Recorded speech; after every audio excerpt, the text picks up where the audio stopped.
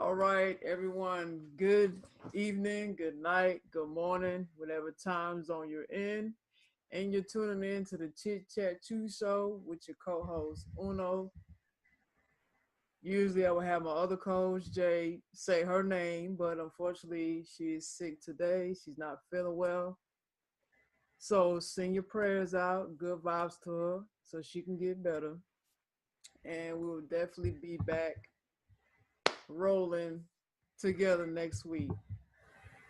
So, with that being said, we actually have a guest tonight.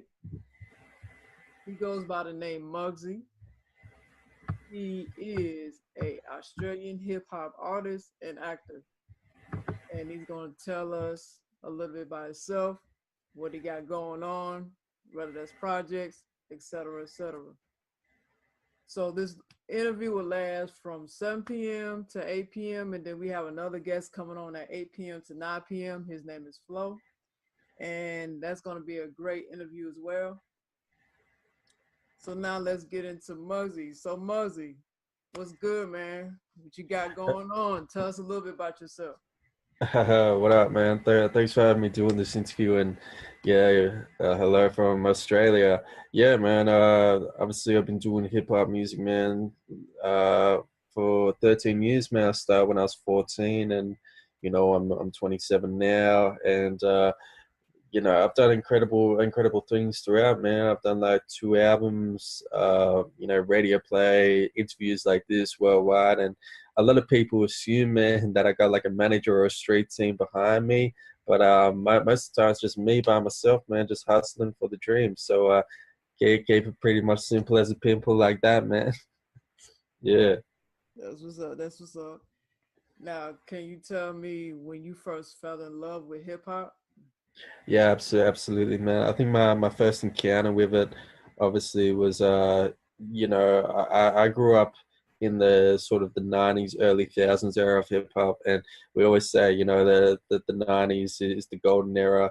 But then you had the early thousands when, obviously Aftermath and 50 Cent came out, and Eminem and that sort of thing. So, being a young kid, man, sort of looking at those guys, I kind of wanted to inflict myself into that culture. It just looks so urban and just like a voice of change and that sort of thing. And so at first I started dropping down rhymes, but I knew if I wanted to progress as an artist, I'd have to do full songs, like not just rhymes. I'd have to like go bar for bar and that sort of thing.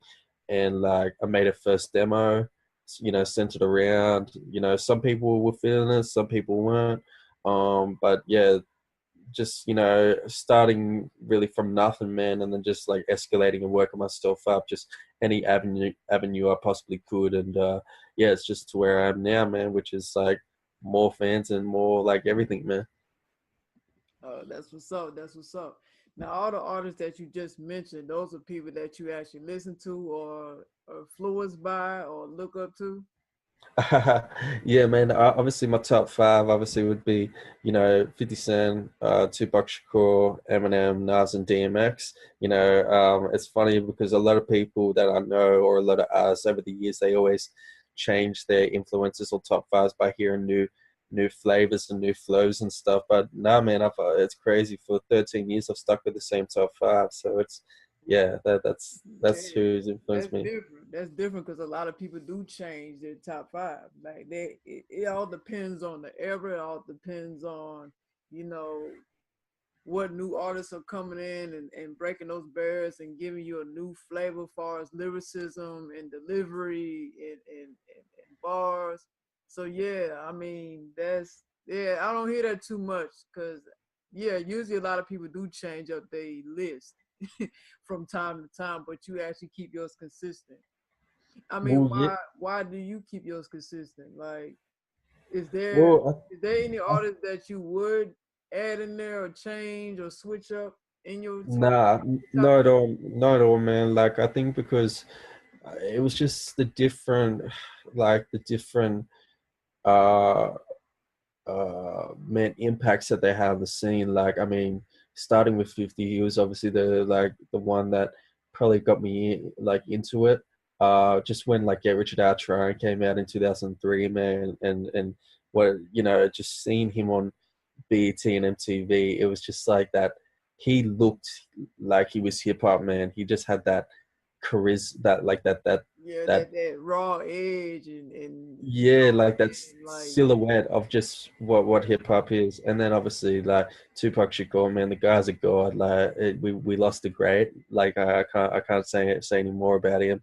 Eminem, obviously being a white boy myself, of course. Like obviously had Beastie Boys, even the likes of Vanilla Ice before him, man. But I don't think they made an impact on the scene as much as them did.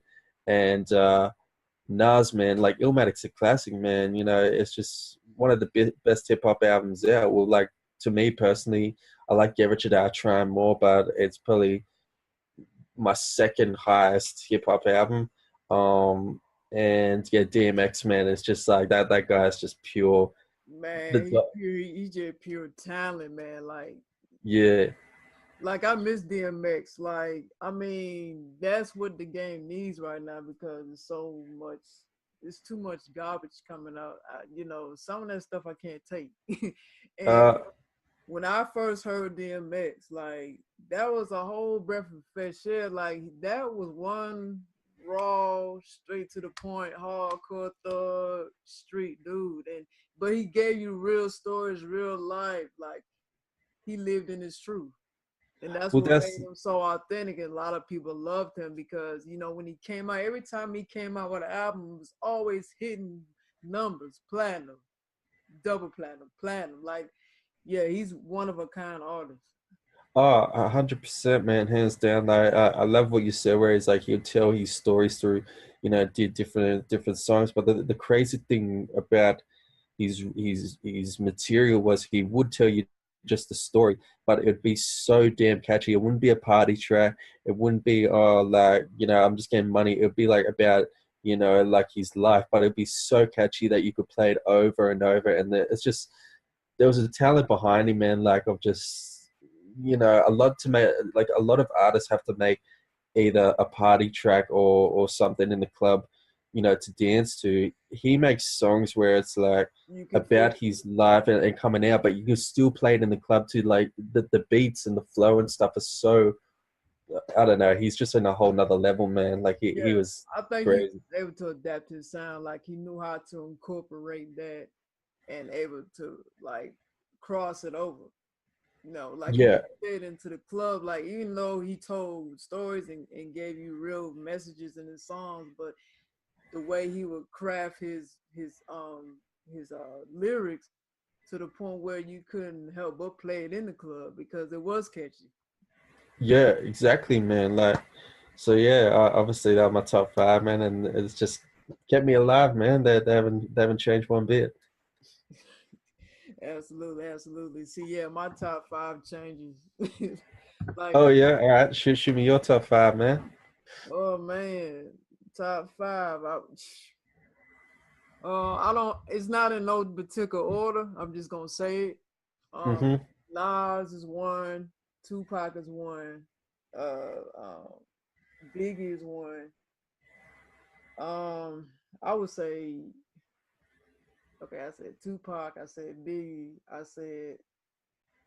Uh, Nice. I said Nas. I say Andre 3000 because me being from Atlanta, he did a lot for the South, so I gotta put Andre 3000 there. Of And I would course, man. say Ice Cube Ice on the West Cube for Coast. sure. For sure. Okay. That's a pretty funky list, man. I like how you dropped in Andre 3000. Like I was an Outcast. I was losing my words there, man. Outcast fan for years, man. Like, and I still am to this day. Like, those jams are just Oh like, yeah, man. Like Outkast was a big influence for the South in America. Like he was like Outkast just in general changed the way Southern music was perceived. Like they took it to a whole different level. oh, 100%, man. Like with the South, excuse me. I think the two biggest artists I listen to down there is obviously Kamui and Paul Wall. Like Oh that yeah. that that first down they brought out, get you. I think it was called. Get Your Mind Right or Yeah, get something. your mind right. Yep. Get Yeah. your mind Oh man, like what was it? I think it was Big Swingers, or what was it, Get It Poppin' or something. It was like their main hit on it. Big Swingers and hold on, I right. can't even. That's it. I don't even. I can't even. I have to listen to it again. But man, like it was just that album was dope, man. And yeah, I wonder where they've gone. I think like Chameleon, man, he's doing all these business avenues and Yeah, all that he's kind of a stuff. yeah, he got a lot of money. He's like a I think a billionaire or something. Yeah. Oh, yeah. Well, I know Dre's a billionaire from Dre Beats, man, but like I don't know where Chameleon is for sure. Yeah, man, doing all that real estate. And I know Paul Wall, he still make music. He's still into the whole industry far as doing gold grills and stuff like that. So he's still on the Yeah. scene making music, you know. He ain't I mean he just that I mean he's not on the radar like he used to be, but he's still out there doing his thing. That's what's up, man. Yeah, like for sure. So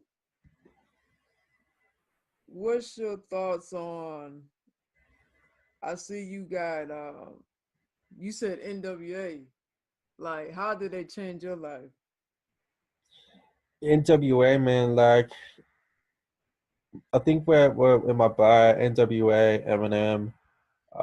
Man, if I read it again. Yeah, like I just it was just that voice, man, of like they came in, you obviously had the political rap, which was like Public Enemy, but you also just had that like I don't give an F rap. Like, I don't know if I can swear on your show, man, but like to No, yeah, you can definitely say it. Like this on oh film show, for so sure, man. I've been on so many see interviews, how you man, where want like to. You yeah, know, like you just had platform. you just had that like parental advisory, just like I don't give a fuck kind of attitude, man, like against the world. And it's like it, it was just honestly a voice of just like a fight back kind of voice, and obviously like straight out Compton, like fuck the police, gangster, gangster, I'm the one, like all that kind of stuff. And it was just being as a young kid, man.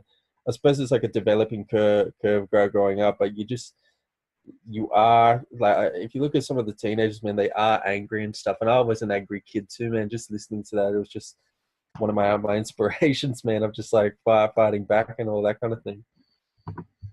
So, I mean, you did a lot of that in your country. Where you at in Australia? I mean, it was a lot of political and social things going on there at that time. Yeah, like for sure, man. Like we're going through it at the moment. Well, just like in general, it's bad, man, because we're bringing a lot of foreigners over and that kind of thing. Like obviously, they need homes as well because things probably aren't going on in their country, but because they've got money and that kind of thing, they're buying out Australian businesses and homes and stuff and kicking Australians out of their homes on the streets because they've got the money to like afford these places. Like a lot of the guys that I know, their families are going under and going out of businesses because these other foreign companies are buying up the markets and stuff and bringing them in. So it's bad, but it's just how this country's working now, man. So that's the only main issue we're having over here. So yeah, like no, no, sound like dark and gloomy right there, man. But yeah, that's just what's up, what's going on. Damn, that's crazy. And you know, that's one thing I do notice. Like when you talk about like world news, like when when observe other countries, whether it's Australia where you at or just any country around the globe, that everything is so in your face. Like Mm, you can see the real shit that's going on compared to over here where they kind of mask that, and it's like I feel like sometimes America is a little too privileged. Like they're kind of blind to reality because everybody's so focused on the illusion of things, whether it's materialism or entertainment or et cetera, et cetera. But when you go to other countries, that's not the case because they deal with real shit every day. Rather, you got the whole situation with Israel, Iran, and then you have Iraq and America. Then, I'm sure where you at, you have a lot of real issues going on, and even other countries going through their social political issues. Like America is just like, in their own little bubble.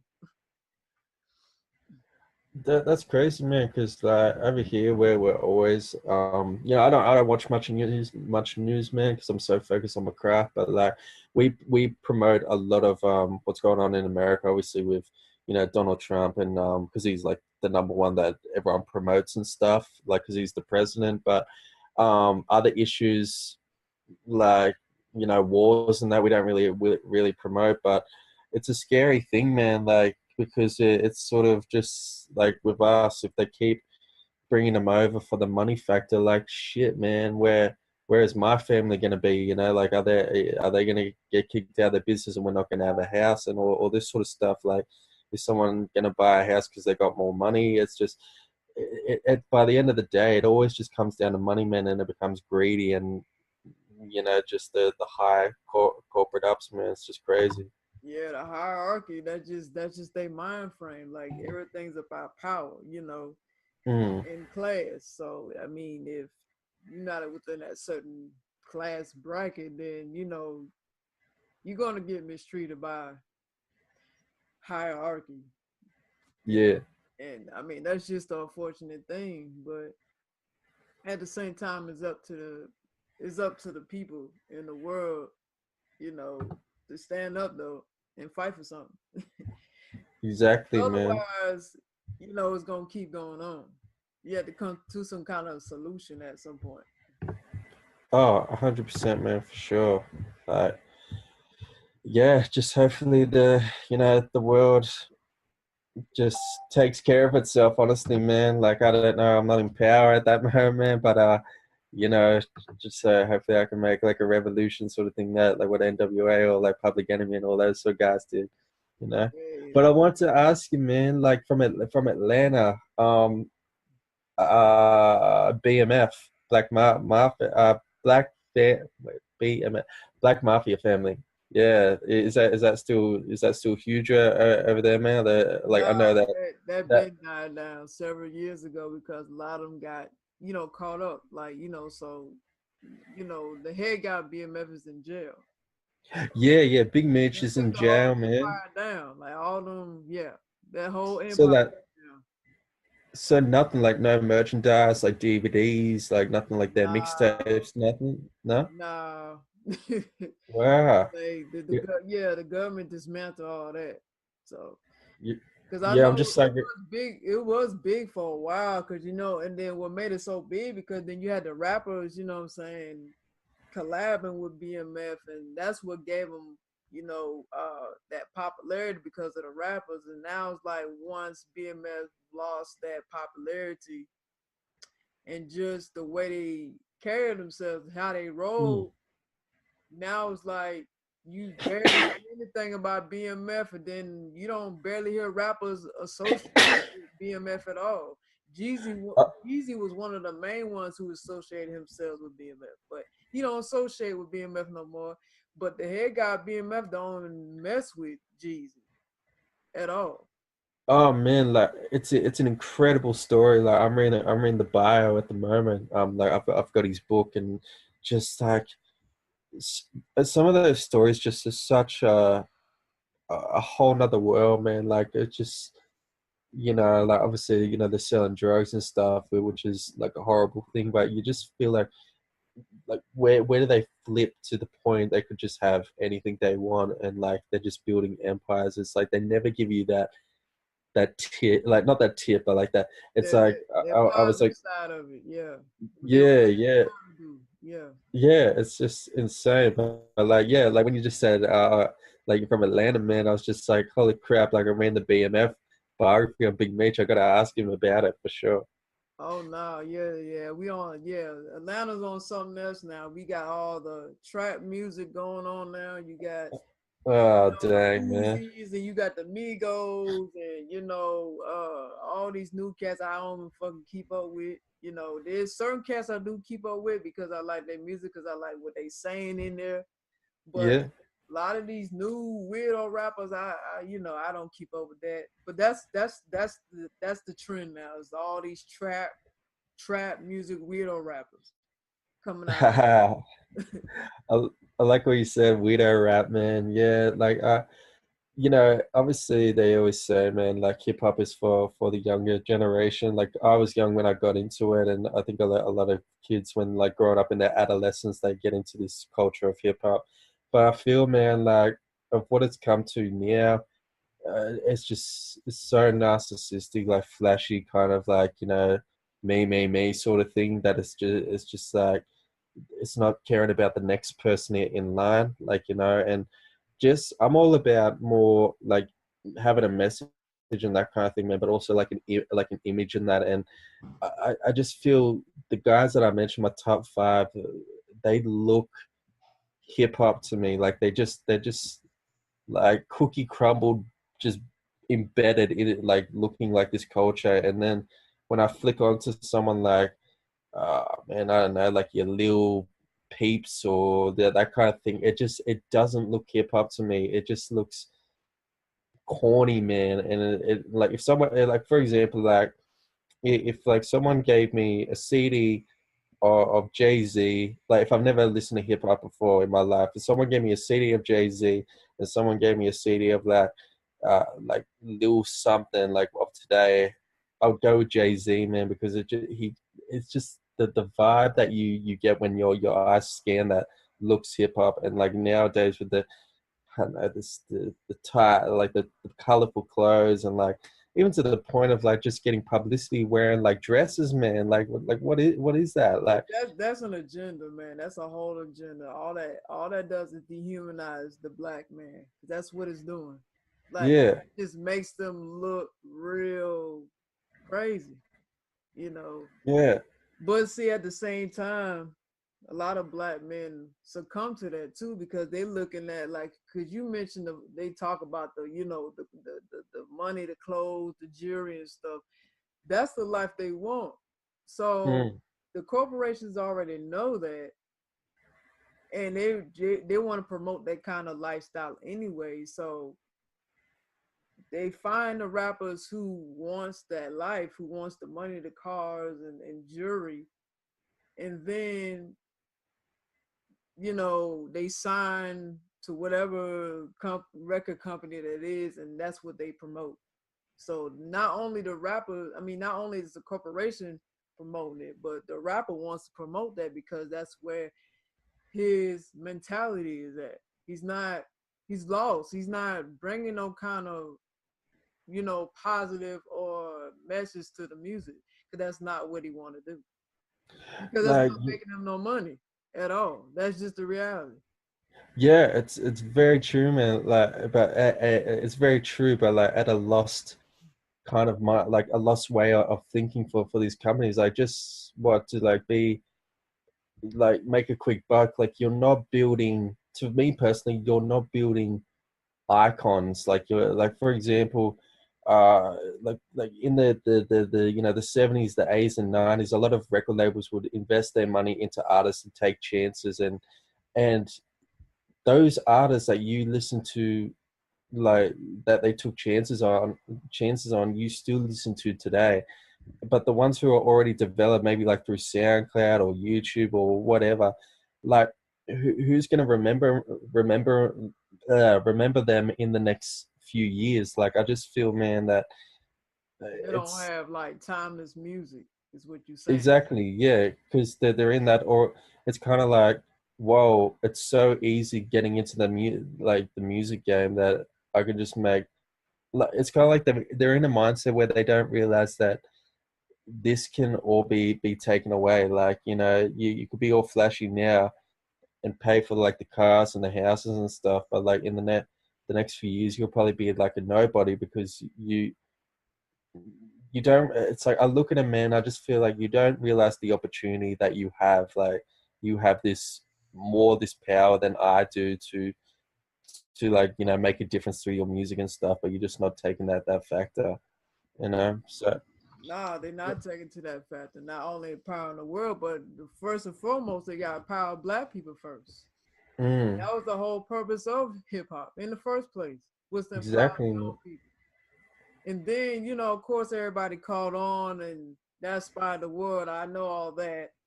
But yeah, they just lost their way. That's just to sum it up. What you saying and what I'm saying, they just lost their way. They're not saying anything. They don't want to say anything because all they thinking about what means to them is the paycheck. Man, Yeah. just bring it back to Rakim, and then that you know I'll be sweet, pretty much. Yeah, pretty much. I mean, now don't get me wrong. There is some new artists that I've come across because these days, now back in the 80s and 90s, it wasn't hard to find good artists because you had to be dope. If you weren't dope, you weren't even getting out there. Period. But Oh, now 100%. that's Yeah. right now that's scarce. It's like you gotta actually like research into artists. Like you gotta actually find artists. Mm. To listen to something decent. But I've come across some actually dope artists who actually got good music and is saying something. I'm Oh, not gonna like say every, you know, rapper of today is garbage because that's not true. no, like 100%. It's just a shame, man, that it's more, you know, like you said, you have to look for them. Like it's like a needle in a haystack sort of thing, and you know, it's like there is some dope artists out there that could be making like great music, but they're not pushed to the front line like what these artists like are like because you know and that's what people think hip hop is now, man. It is like these Lils and Youngs and that kind of thing, man. And it's like you said, man, where the culture came from of just having a message to empower and change. It's like, man, that me personally, man, like you know, I respect anyone that wants to like get into the hip hop, but when these kids, man, say like, "Oh, you know, why should I care about where it came from, the roots, like the '70s and the boogie down Bronx and stuff?" You know, I just want to make music and like you know get money and that kind of thing. And I just find, man, like me as someone who loves this culture to death, like just wants to search every element, and you just don't even care or who was it, that Lil Xan kid or whatever. It was just like everyone's got their opinion, man. But like where he's like, oh Tupac, yeah, like you know, like his music is boring, and you know, Oh yeah, like I I don't know. saw that too. I heard about that. It's just Yeah. like, look, man, like you have your opinion, but you like there's having your opinion and saying stuff that is going to be like blowed out of proportion. Like you're just going to offend too many people. Just shut your mouth, honestly. Like, and I feel these kids are just so social media warriors that it's just like they don't care or do what they say, and you're just going to piss someone off to the point that man, someone's going to go out there and just like, you know, it's like these kids now, like I know Cardi B and I know Chris Brown and stuff, throwing up gang signs and stuff because they think it's cool, and it's like where's the mindset to even do that and not think of the consequences, man? Like it's just I Yeah, don't know, they man. doing it the that act like they something and they not. It's Yeah. all a stunt. That's all it is. Like I mean, if you wasn't what I'm saying, brought into that gang lifestyle, you shouldn't even get involved in that because, like you Oh, said, it does come with consequences when you start to align yourself with that.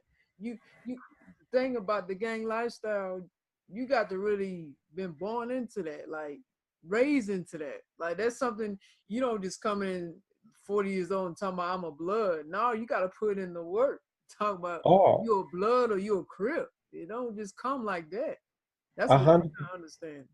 100%, man. Like I sort of when I saw that publicity stuff Chris Brown did, like where he was like throwing up I think it's the blood signs or something, and I looked at that picture and I just thought, man, like there's some kid out there like that wants to get out, and you know you've got mansions, you've got houses on every continent of the planet, man, and you're doing this shit. It's like it's just I don't know, man. It's Like, like another subject that just is so beyond idiotic to me that it just doesn't add up, you know? Like, nah, yeah. it don't add up. It's yeah, it don't make any sense. Especially, I mean, he got everything he needs and wants. So why would you even want to put yourself in that kind of situation? You know, that could jeopardize your career. Exactly, man. That's another thing for sure. Yeah.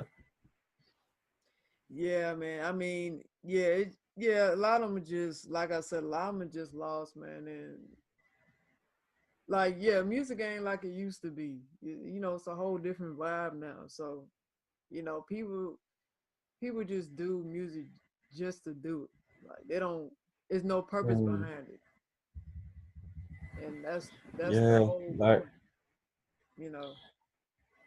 I don't know, man. I think I'm just an old head. Like, I love my Michael Jacksons and obviously like Prince and all that sort of stuff, man. And Oh, you can't go wrong with that. Can't go yeah, wrong well, with Michael that's it, Jackson and man. Prince. I love Michael Jackson and Prince. Yeah, like what is it, One, Motown in the '70s when he did the moonwalk for the first time, man. Like it still sends chills, man. That YouTube footage was just, man, like even though he was ab-libbing, he was just mouth moving to Billie Jean, man, but he was still getting his jam on. Like, man, I love that footage. It's probably like one of my favorite performances by Mark Move back in Motown. oh yeah, absolutely, absolutely. So, is there any new projects that you're working on now? 100%, man. Yeah, like my second album, Understand Me, released in 2013, and then in 2013, I jumped into the acting game kind of thing, which pulled me away from the music because it kept fueling work for me, and getting more and more gigs and that kind of thing, and then to a point in my career, I totally forgot all about the music, and I was like, man, my fans are sitting there waiting. Like, what am I doing? And because I was constantly going down to the city, just doing all these roles and stuff, and but then I came to a certain point. I think it was like by the end of last year, and I said, man, I got to start writing again and releasing new products. So I'm in the blueprint stage at the moment, man. I've just been writing a whole ton of music, man, and there's going to be definitely something released this year. Like hopefully by the end of it, or even get some few tracks up mid this year. But yeah, man, like I'm gonna probably do what obviously Outkast did, or what Biggie did with the 2 disc. I want to do a 2 disc, and release as much content on as possible. But yeah, there'll definitely be something this year, man, for sure. That's what's up. That's what's up. Well, definitely, I'm looking forward to it. So yeah, keep me posted on far as what you got going on with your projects, and I'll definitely check it out. Oh, 100%, man, for sure. Don't be a stranger. Yeah, man. Absolutely, absolutely. Now, you know, we've been talking about hip hop. Now, I have noticed that in different countries that they do keep real hip hop alive, as opposed Mm, to over here, everybody's on a new wave now. Everybody's in a whole different space mm, with hip hop now.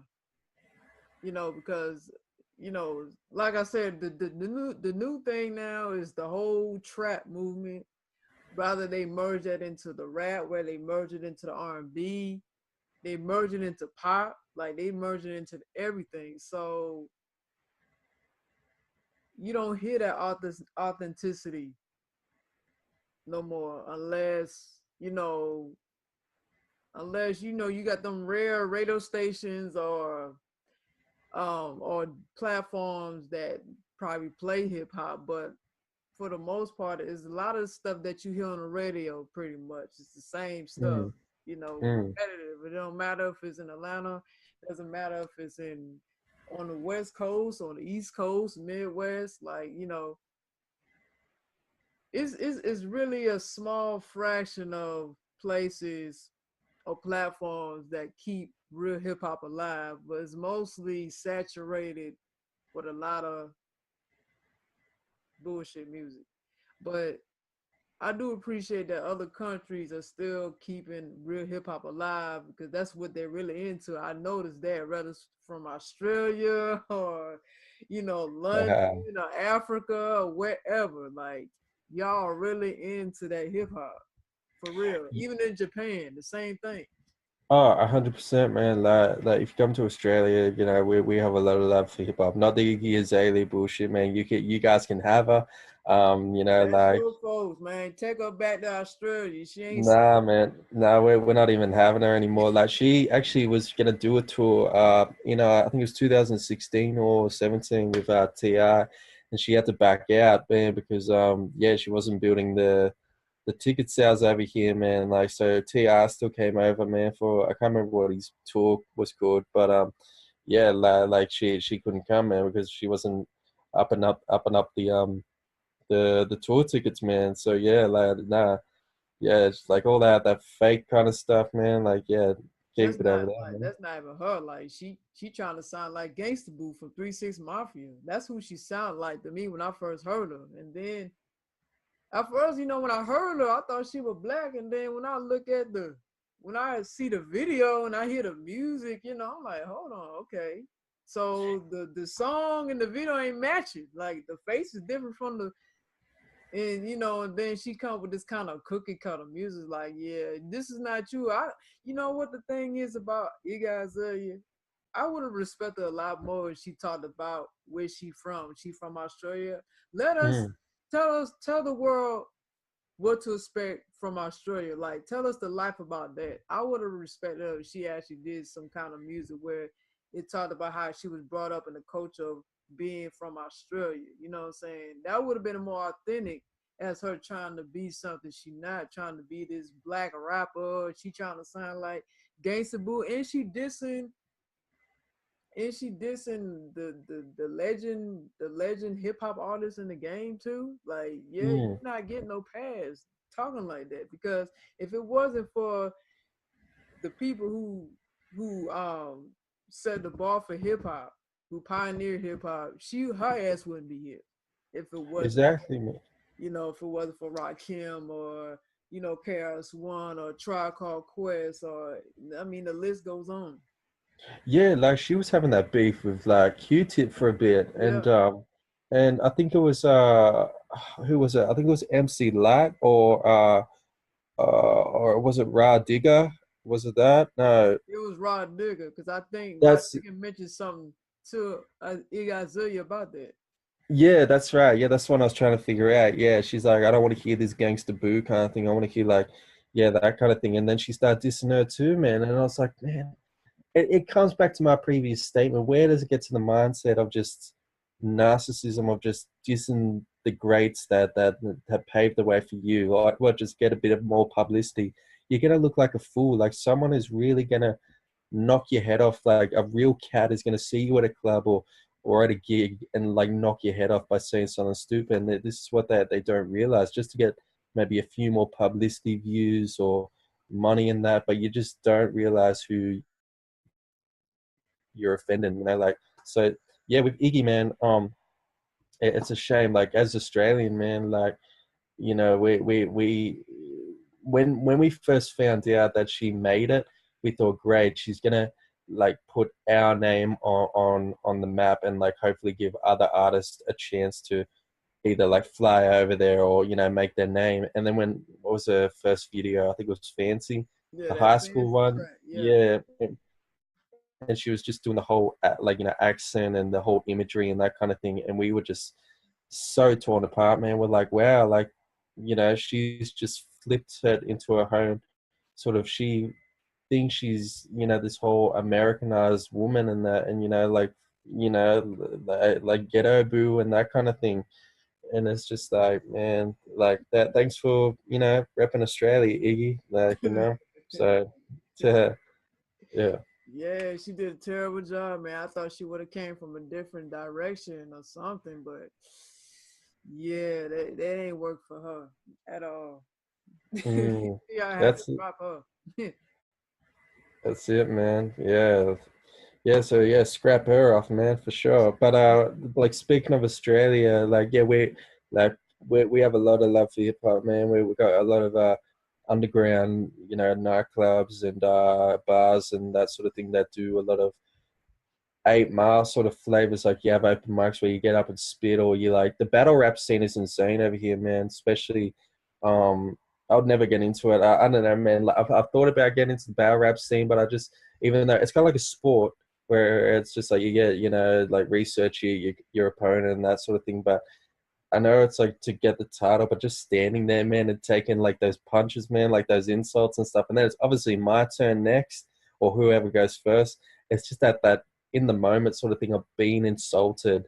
It's just like, man, like I don't know. I think I've got too much pride to just be like, oh, I know your first down was whack and da da da, like this kind of thing. I'm just like, oh man, like you're gonna say the wrong thing and it's just gonna like all just go out of proportion, man. So the Yeah, battle rap scene, man, I respect those guys. Like I watch it sometimes, but like for me personally as an artist, man, there's no way I'd get into it. It's just not my type of feel for sure. yeah, I feel you.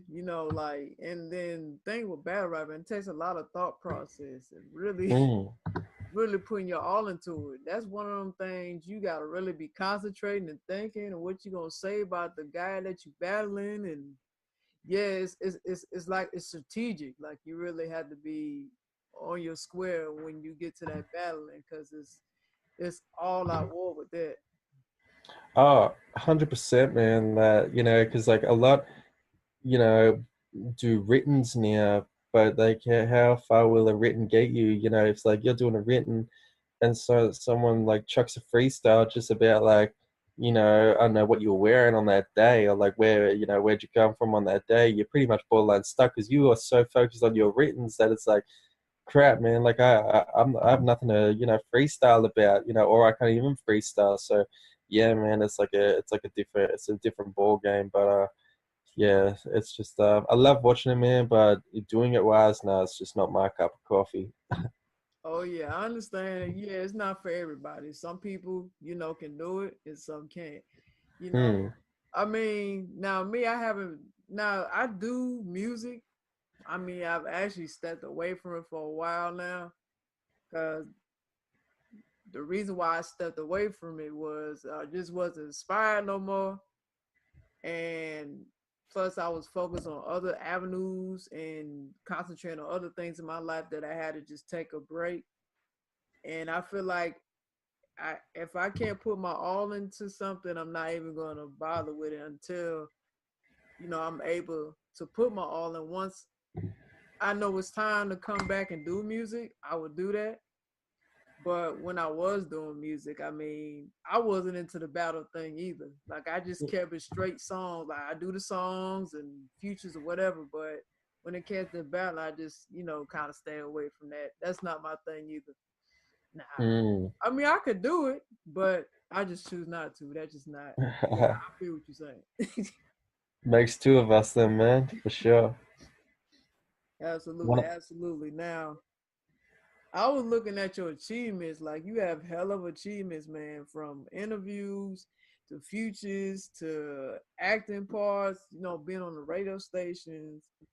I mean, I see. Yeah, you done a lot, man. I see you. You've been all over the place.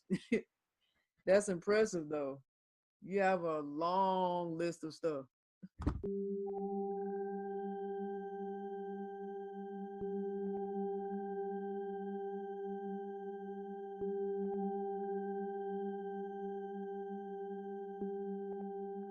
yeah, it's storming outside, man, so I might have just cut my connection for a bit. But yeah, like you were talking about my achievements and stuff, man. Yeah, I just wanted to actually end that off. Just talk about your achievements and then, end it off and telling the people about, where to find you on social media. But before I go, I just want you to, kind of elaborate more on your achievements because I mean, you have a hell of stuff, man. You have a lot of stuff that you've been involved with, and I think that's impressive. Like, what made you go so hard like this? Like, just being all over the place and just really getting yourself out there. What inspired you to do all this?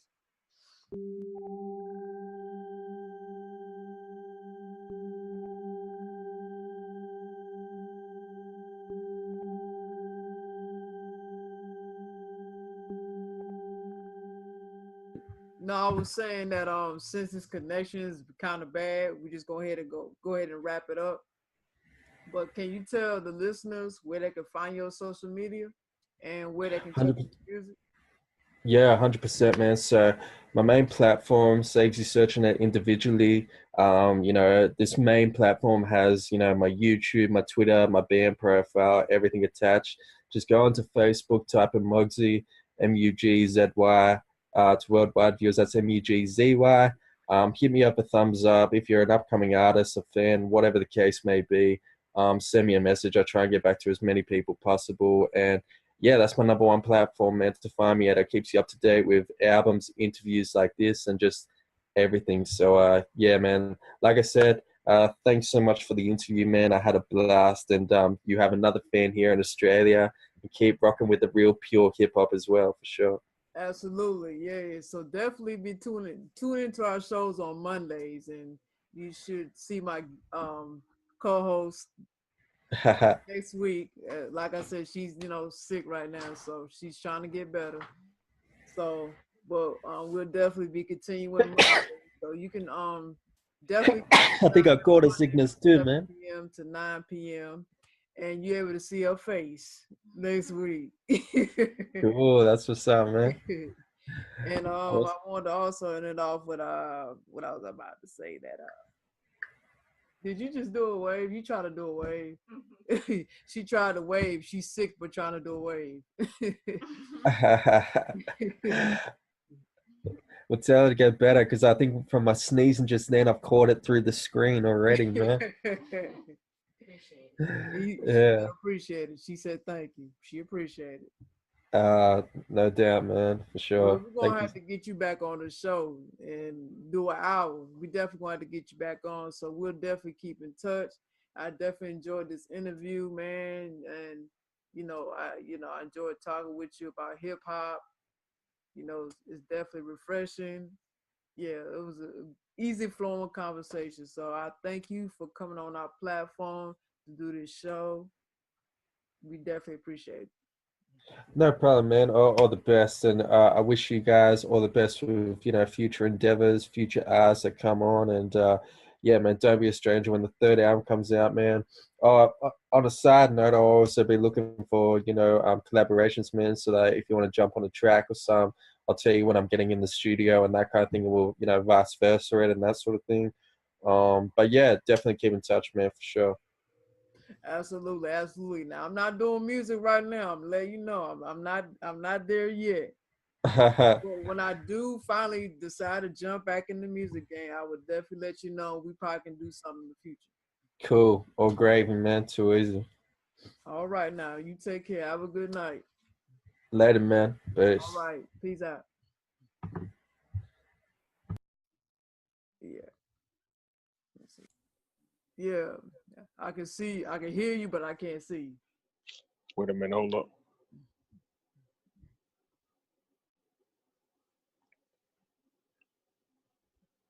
All There right, we go. I can see you. Can you hear me? Yeah, I can hear you. Yeah. All How right, you all doing? right. I'm all right. How about yourself? I'm doing good. Unfortunately, as you see, I'm rocking solo tonight. I don't have my guest with me, my other co-host Jade, because she is sick right now. She's not feeling well, so she will be back with me next week. But please send your prayers and positive vibes out to her so she can get better. Yeah, Definitely. I'm sorry to hear that. yeah, yeah, man. Yeah, hey, it be like that sometimes. But show must go on, so we got to keep it rolling. Most definitely. Absolutely, absolutely. So, for the people that's tuning in now to the show, Chit Chat Chew Show with your co-host Uno. Listeners, I will repeat this again. Usually you will hear Jade running her mouth with me, but unfortunately tonight she is sick. She's not feeling well, so just please send your positive prayers out, positive vibes, and I hope she gets better. And she will be back with me next week, Monday, 7 p.m. to 9 p.m. So tonight I'm rocking solo. We have a great guest on right now, F.L.O.W, who's a lyrical genius, and he's gonna tell us about himself, what he got going on, music, etc., etc. So, Flo, can you tell the listeners a little bit about yourself? Most definitely. And I want to first off thank you for having me on the show. Hey, absolutely, absolutely, my pleasure. Okay, I've been writing music. Actually started writing back in the 6th grade. Um, I'm from right here, South Carolina, Sumter, South Carolina. We like to call it the Merc City 803. That's where I'm from. Okay, Uh, okay. oh yeah, born and raised here. Um, I'm a writer by trade. Let me see. I write music, poetry.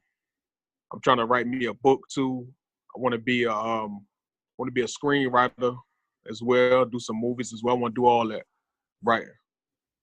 I also That's want to ghost write and songwrite too. okay. So you want to have your hands in everything. Most definitely. That's what's up. That's what's up.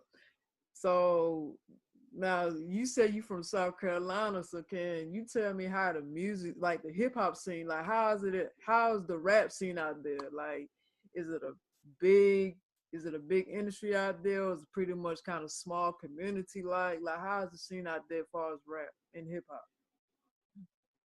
Basically, hip hop right here in South Carolina.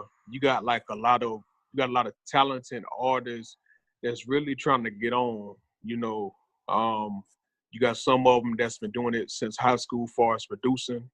You got some rappers that been writing since before then, like myself. Everybody really just trying to get on with it. Some of them are DJ. Like we have a few little local events here.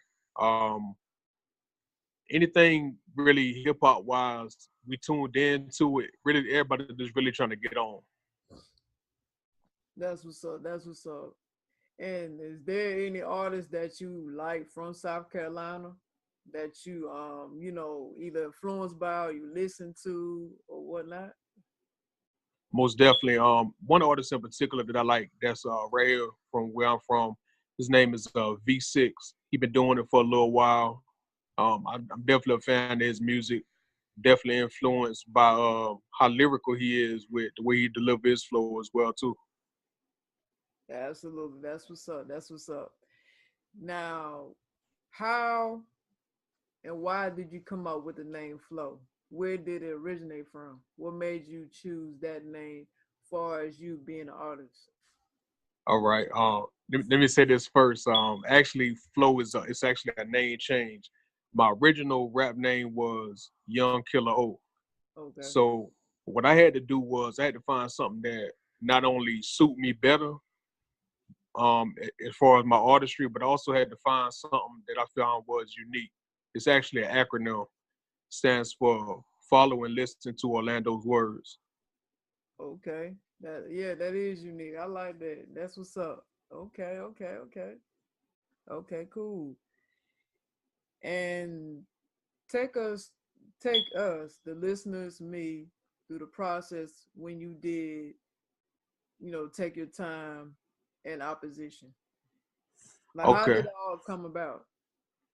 Okay. Actually, opposition, the hook for opposition, I wrote a verse a while back, and that's actually what the hook is now. Um, this was like long before I was gonna do the EP or anything like that.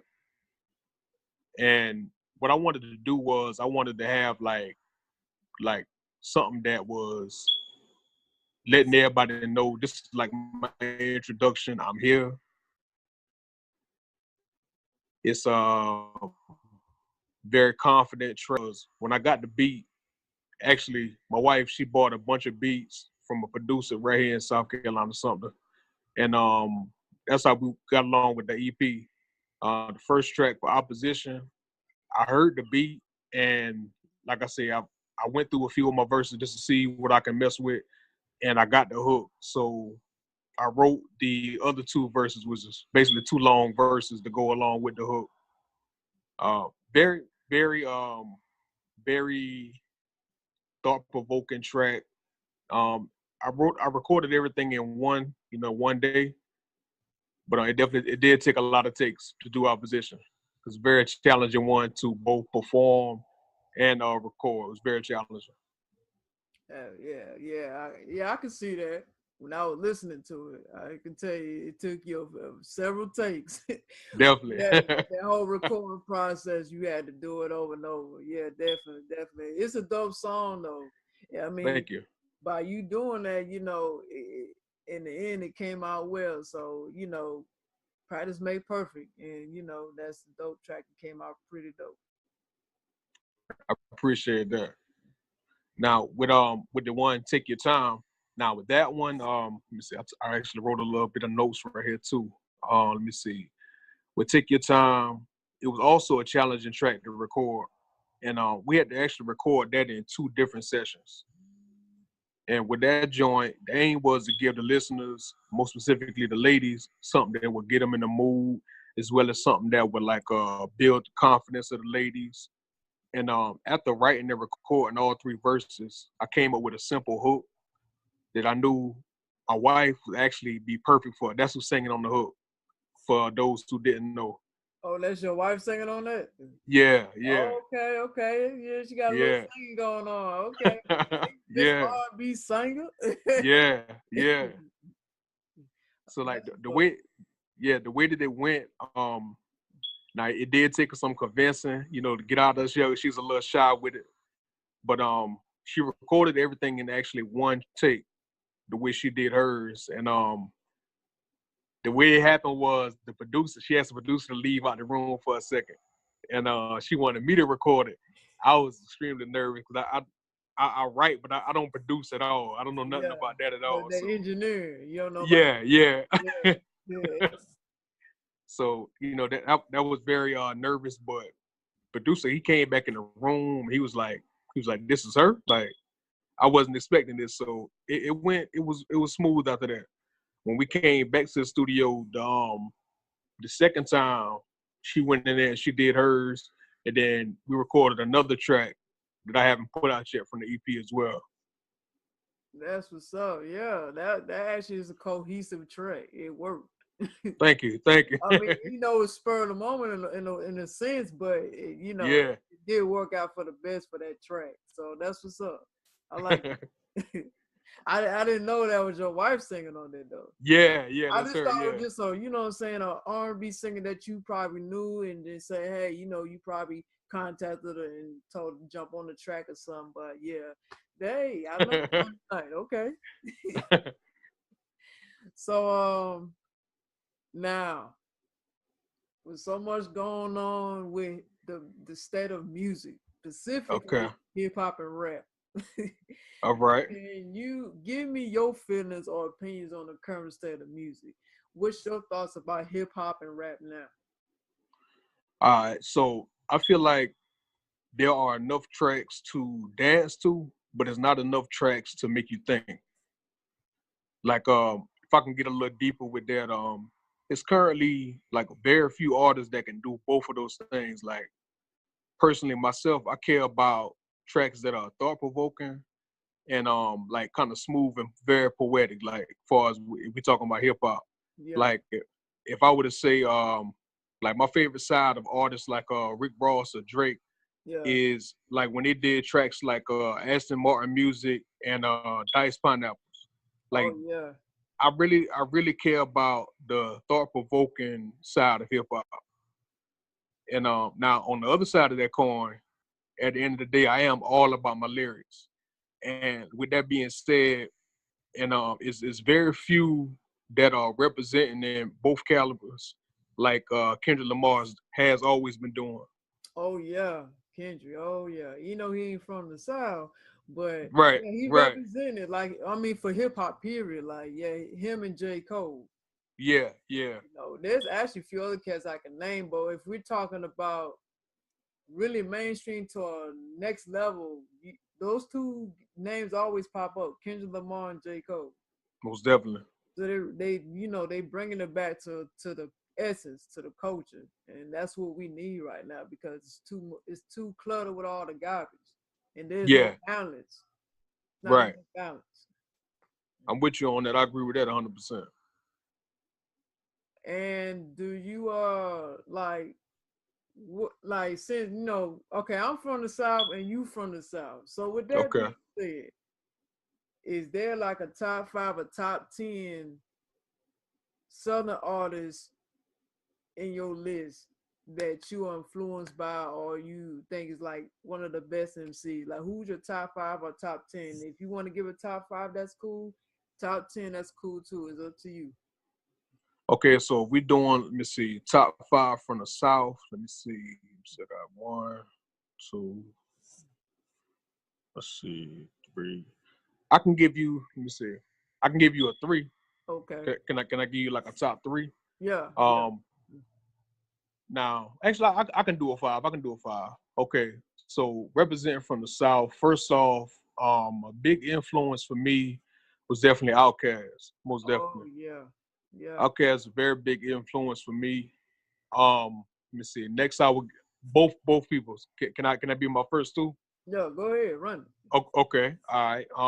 Next on the list, I would definitely say Saha the Prince, who's actually my Oh favorite right now. man. Oh man. Yeah, yeah, that dude, they're tough, man. Like he definitely, got balls for days. definitely. Anybody who listens to Saha, they already know what he bringing to the table. You know, Man, they sleep on side so much, man. He getting the recognition and it's success he deserved. Like, I mean, it's all definitely, do for him. definitely. I would say next, I would say well actually I might put this person above Saha just because of his seniority in the game. I'll go with Ludacris as well. Oh yeah, of course. You Like, know, I mean, that's automatic. definitely, definitely. Before Sahara, Um, you had Ludacris. there you go. Yeah, yeah. And I will also do my man B.O.B. for Oh his yeah, diversity. very underrated. Very underrated. Like he don't get the props he deserves. Like he's lyrical too. Right.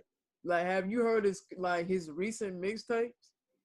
Yeah, yeah, yeah. Man, It gets very deep. It's yeah, very deep, very thought provoking. That's what I was talking about. As far as people that start provoking, like a lot of these people, they just kind of put music out to dance to, and that's it. yeah, that's it. They have a You lot know. of fillers. Yeah, If they come out with an album or something like that, there's a lot of fillers. It's not really no solid project. that's what I'm talking about. Yeah, Yeah, absolutely. Yeah, damn, you made me think about B.O.B. Like, wow, yeah. yeah, like, those are my people. If I'm talking about from the South, those are my people. And ironically enough, all of them did happen to come from Atlanta. You know, which yeah, which I feel like that's down south. That's our big state. yeah, yeah, yeah. Definitely music wise. Absolutely, absolutely. Yeah, you definitely picked some dope ones. Definitely. I mean, now with B.O.B., when you said diverse, yes, he's definitely diverse. Like he can switch it up. To me, in a way, he reminds me of Andre 3000. Yeah, yeah, What definitely. I would have wished though is that him and Andre 3000 could have worked together. I know he tried to reach out to 3000 a couple times, but I don't know what happened between Andre and his probably his artist, I mean his Right, company team or whatever it is, but right. that fell through. But that would have been nice to see both of them get on the same track together because they have a lot of similarities as far as creativity and diversity and as artists. That would have been dope as hell to see. I definitely would. Yeah, I would love to hear something like that with those two on it. Oh Definitely. yeah. Oh yeah, absolutely, absolutely. So now can you tell the listeners what's the title of your EP and what can they expect from it? Definitely. The title of the EP is actually the Lyrical Genius EP, and from this right here, you can expect the combination of punchlines. I got some storytelling, both fiction and nonfiction. I got some smooth tracks for the ladies. Um, I even got some spoken word on there as well, and just overall confidence. With something like this. Like me personally, I put a lot of energy, positive energy into the track when I record them and when I write them. So I actually listen to my stuff a lot because, you know, when I'm feeling down, it kind of builds me back up. You know, I just want that to do the same thing for other people when they hear my music. Yeah, that's what you want, man. Like you said, man, thought provoking, and then yeah, you want people to feel too. You want that it's real music. They call that real music. You want people to Yeah, feel it, and that's that's what you bring. That's real music. That's what we need. I appreciate that. Because anybody can talk about some damn jewelry and some money and some cars and females. Anyone can do that. That's so easy. But Right, it's it's it's more of a challenge when you actually got to put effort into songs that you make. That's a whole nother ball game. And a lot of cats don't want to do that because they want to go to they want the easy way. You know what I'm saying? right. They don't take their craft serious. That's just what it is. I'm with that. I agree with that. So like how you feel about these new, what I'm saying, millennial weirdo rappers? Like, how you feel about this whole wave right now?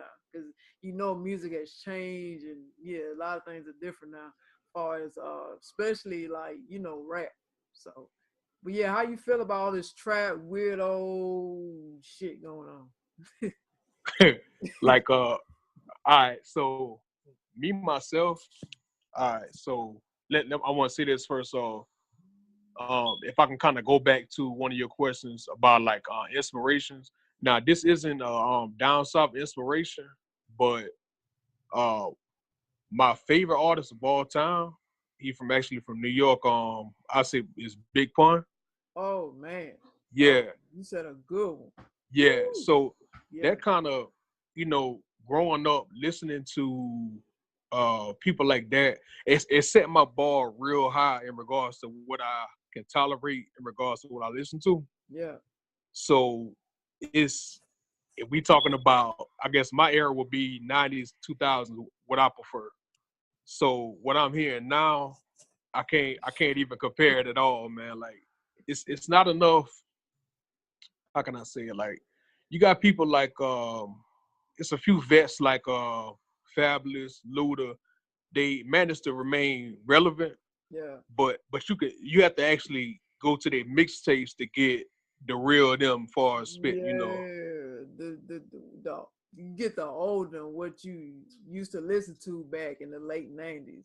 Definitely, But you can't get definitely. that now because, unfortunately, even though they iconic artists, but the music that they have to put out, what has to be worthy for the companies in the music industry. So that's what you're gonna hear from them. And if Right. you wanted to actually get their authentic music, you right, you do have to go to their mixtapes to find it. And that's just in general with any artist, like to even find good artists, good dope artists, you gotta actually go research and look and all that. Whereas opposed to the 90s, even in the 80s, you didn't have to look far because every artist that really came out was dope. Like you ain't had no whack dudes. And if you was whack, you was not getting on. That's what I'm talking about right there. Right. That's it right there. Like I want to say like it's back then it was more so you had a point to prove. Like if you wasn't bringing it had to be more aggressive back then. Yeah. It wasn't you could like right now it's soft. You couldn't be bringing it soft. You couldn't do that back then. Yeah. Yeah. No, they wasn't gonna take it serious. Like you turn on your track. Some of the stuff we listening to right now, if you would have played that back then, you get frisbee out the window. Like they don't listen to that back Nah, man, you not even stepping on then. no stage. You not even stepping around they cipher nothing. You're like, get out of here, man. You tripping? Like that shit garbage. Get out of here with that. Right. Yeah, I mean now, like you right, man. They get so many passes now because I mean they talk about anything. Anything is a hit. You can say some really, you know, elementary rhymes and make us something. Yeah. You got a hit. you know. Yeah. I'm with that. Like another person. You brought up the '80s. another inspiration for me, and this was back like right after I graduated high school. When I was telling people I wanted to do the rap thing, I had an older cat that put me on Eric B and Rakim. And you know, somebody like that, listening to that, two things I want to say. First off, the one thing that I have seen that's constant in hip hop, even that right now, the producers are still doing their thing. Oh yeah, yeah, absolutely. They is. I agree. My That's the only, first thing, my definitely. only tiff with some producers though. My only tiff though. I mean, we speaking about now. I'm not talking about the producers that actually stay true to themselves and want to bring you authentic music, but the ones that just trying to stay within that mold of just being like everybody else, like trendy beat makers. Yeah, I don't consider them producers because a lot of them not producers. Producer and beat makers two different things. I'm with you on Say that. producer, Neptunes are producers. Okay, Yeah, yeah, Riley are that's a producer. Um, Babyface is a producer, but a lot of definitely. these cats is beat makers. But I mean, but far as discussion of producers, a lot of them are following what rappers doing. Like every producer sounds the same. Yeah, yeah. No I one feel you on that. is different. I definitely feel you on that. It ain't no different than the rapper. They yeah, and then if they're not doing that, they trying to rap themselves. Yeah, yeah, yeah. You right. That's true. Yeah, man. And I mean, I see a lot of that from a lot of the black so-called producers, whereas opposed to now, because I'm into that. So I be researching a lot of people, and then I notice it be the Asian cats, white cats that be having the dopest ass shit. Yeah, yeah, I'm like, how is this even possible? This shouldn't even be like that. You would think, as people, something that recreative, you think, we should be the ones setting the bar, but they're actually the ones setting the bar. It's in reverse now. definitely. I think the way that they do it, um, I think they go back to the roots in a way. Yeah, I think that's how they remain a little bit more authentic. yeah, It's as far as being original. I yeah. think that's what it is. I agree. That's true. A lot of them do that. I mean, you can hear it in their works. Definitely. And that's the whole thing. Yeah, you gotta be different, man. You gotta be creative. What sets you apart from the next producer? Say you wanna elevate, you want to pioneer, you want to it should be to the point where someone could play your music 10 years down the line from now. That's what I'm talking about. Right there we go. There we go. That's it right there. And that's the same thing with rappers. You want to make music that people can play 10 years from now, and a lot of cats ain't doing that. Right. Like it's like you hear it and it's gone tomorrow and on to the next cat that's gonna be hot for that moment. That's what it is right there. That's actually that's one of the questions that I asked myself when I first started writing. Like, how can I used to ask older cats that, like, a lot of older cats they like the R&B and stuff like that. Like, if you notice with a lot of R&B, you can still, like, old school R&B, you can still listen to that today. And I used to question, like, why can't you do that with hip hop in general? Some of it you can, like, um, March 9th just passed and so is B.I.G. You can still put on some of Biggie stuff and it still had the same impact. But I wonder, like, why can't everybody recreate it like that, leave like a lasting impression the way artists like him? And that's kind of always been my goal. Like, I always wanted to leave something behind to where, like you say, people 10 years down the line can still listen to it.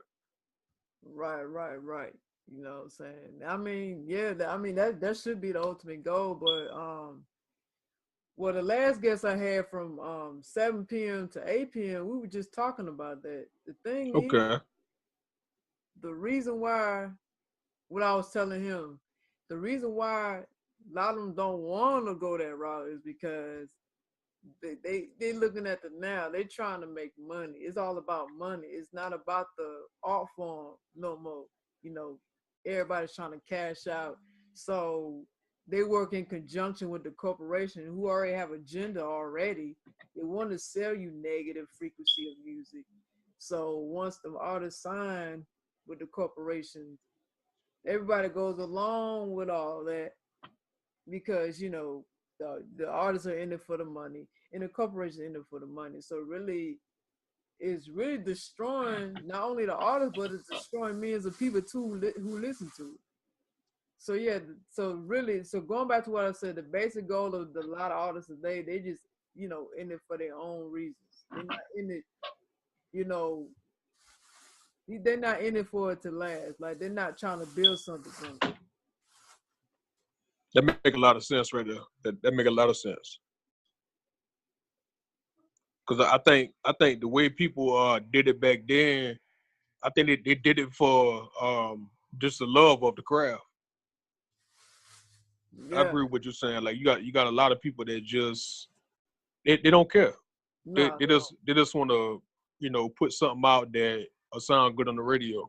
And that's it. They all they're looking for is hits. Is it's actually quantity over quality. That's all they putting out, a bunch of quantity music, Right. but they're not putting out quality music where That's it what it is right lasts there. forever. Because they don't care about that. They're not they're only looking out for themselves at the end of the day. And a lot of rappers had them mentality like, hey man, fuck that. I'm in it for the money. Fuck everybody else. I just want to get my money. All right. But That's true. you making the corporations which rich with that kind of mentality. Oh yeah, definitely. So yeah, I mean it's sad, man. But I mean, and then on top of that, not only is they having that kind of mentality, but they're not giving respect and appreciation for the artists that came before them too. Yeah. Like they shilling a lot of the older artists. Now I will say this because I'm biased. I'm neutral. I'm not going. If it's the truth, it's the truth. Now there's some old school rappers that be bitter. It be hate. Okay. That be Okay. hating on the artists. But at the same time, I do get certain viewpoints, what I'm saying, as far as where they coming from. I do understand what they say about certain things as far as regarding hip hop and rap and their stance on new school rappers, you know. Definitely. So with the new school rappers, they lost. I'm with That's you on that. basically it. I'm with that. Yeah. So since we discussed the music, have you heard the Black Panther soundtrack yet? Did you ever Definitely. have a chance to check it out and like what are your thoughts on it? Give us a review on what you thought of the Black Panther soundtrack. With the soundtrack, I definitely enjoyed it. I want to say first off, I feel like Kendrick did an excellent job in expressing both kings in the movie. He got, what I'm saying, like he got tracks where he talked about both Killmonger and T'Challa. He did tracks for both of them. I feel like, Oh yeah. and you could actually tell like which track was going for which artist. Like I mean, for which king, based off of the way the track was. Like, I think towards the end he had one for Killmonger. It was more aggressive, Yeah. which went along with the character that he played in the film. And just it was a good soundtrack overall. Most definitely, I enjoyed it. Yeah, absolutely. I'm with you on that. I actually listened to it myself, and it was actually a well put together project. It was cohesive. Like each Definitely, track, flowed nicely. The track selection, like yeah, it was a well put together project. And just the messages in the music, like you was mentioning, how the songs will match with both characters. Like you got the aggression side, far as Killmonger, and then the Kyle was more of the like he was more of the the strategist, the peacemaker. there we go. Yeah, Yeah. yeah, So you got that chill flow too in there. So yeah, it was definitely it was on point. I liked it. Have you seen the movie as well? I actually did. I checked the movie out too, and in case you didn't know, I'm a big Marvel DC fan. I like both. I like both of them too. Now, Oh yeah. with the movie, I did like how it was accurate to the comic book. I saw a lot of things that were done the way they did it in the comics. And when I look at a Marvel or DC movie, that's what I look for. I like accuracy. I'm gonna just be honest. I like accuracy. I think a lot of people who's fans of Marvel and DC want accuracy. Like a lot of them do. Definitely. So yeah, damn. When you go see a movie, you have expectations. You Yeah. want what Oh you yeah. seen in the comic books. You want to visualize that same thing when you expect to get to the theater and see it on the screen come to life. You want to see those images of what you see in the comic book. Definitely. And, Definitely. unfortunately, there's certain ones that don't turn out their way. Of course. Of course. Straight Yeah, it's gonna be ass. that. It'd be straight ass. I'd be like, what in the world? What does this have to do with the comic book? Right. That's true. You right about that. So did you lean toward a certain character in Black Panther? Was it T'Challa? Was it Killmonger? Like what? Like oh, was you actually rooting for both? Like how you felt about that? With me, how can I say this? T'Challa, he's more I would say he more like myself in regards to being able to see both sides of a situation. Like I could feel Killmonger as well. And just like T'Challa could, like that rage that he has all reason to have that rage. Yeah. You know, Oh he yeah. He he got did. all reason to have that, and even though, even though he lost to him, when they initially fought. And I talk to my wife about this all the time. I think the reason that he lost was because of the mindset, like, learning about, all the stuff that was going on at the time.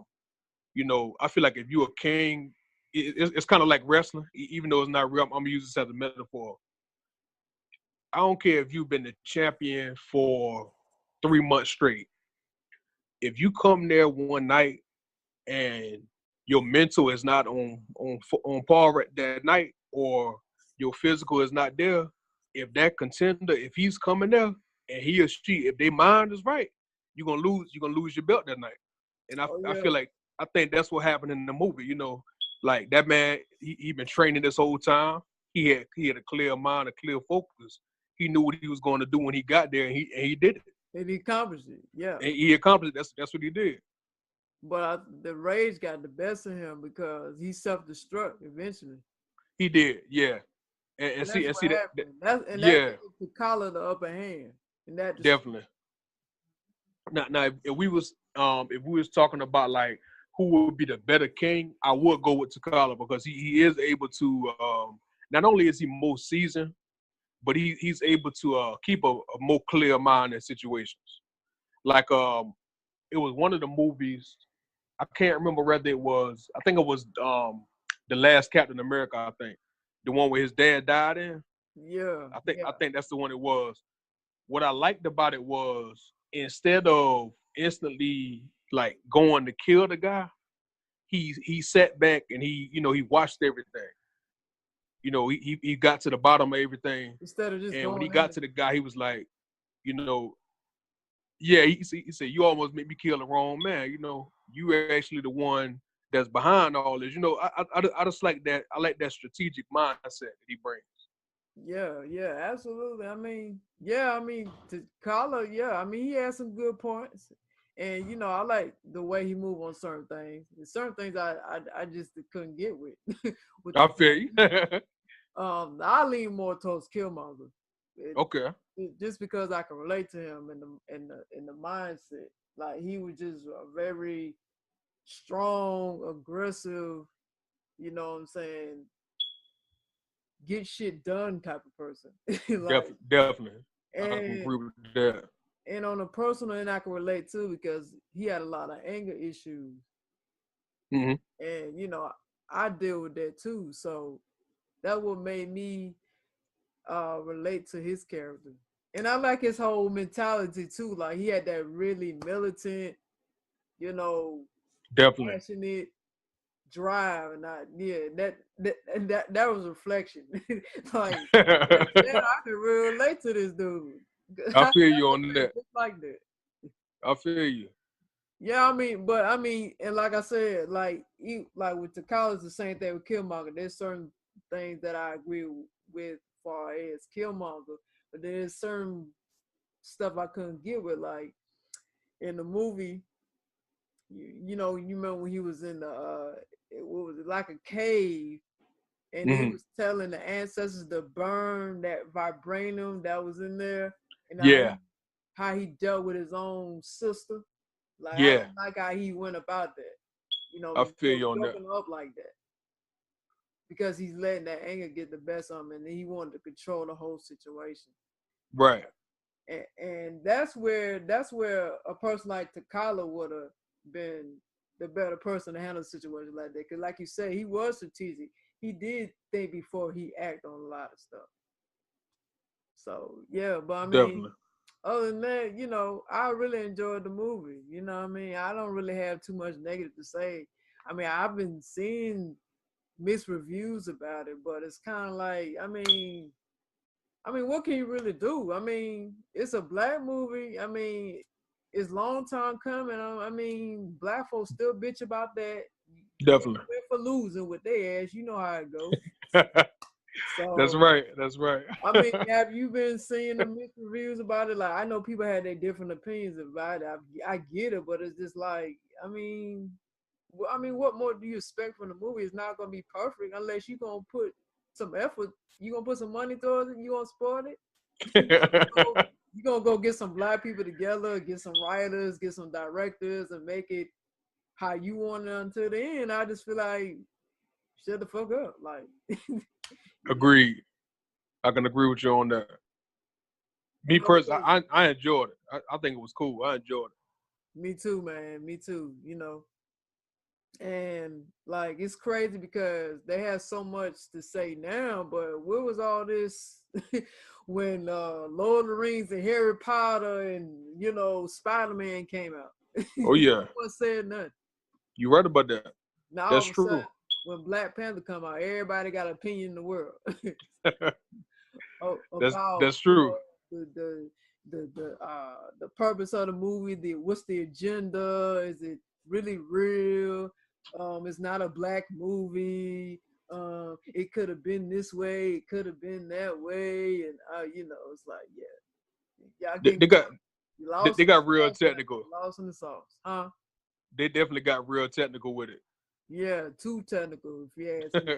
Like, okay, just let it be great, okay? I'm with that. Just let it be great. Like I said, I have nothing negative to say about it. You know, I saw messages in the movie that what was going on in that movie is what's actually going on today. It has not changed. We still fight amongst each other. Definitely. We ain't getting nothing resolved.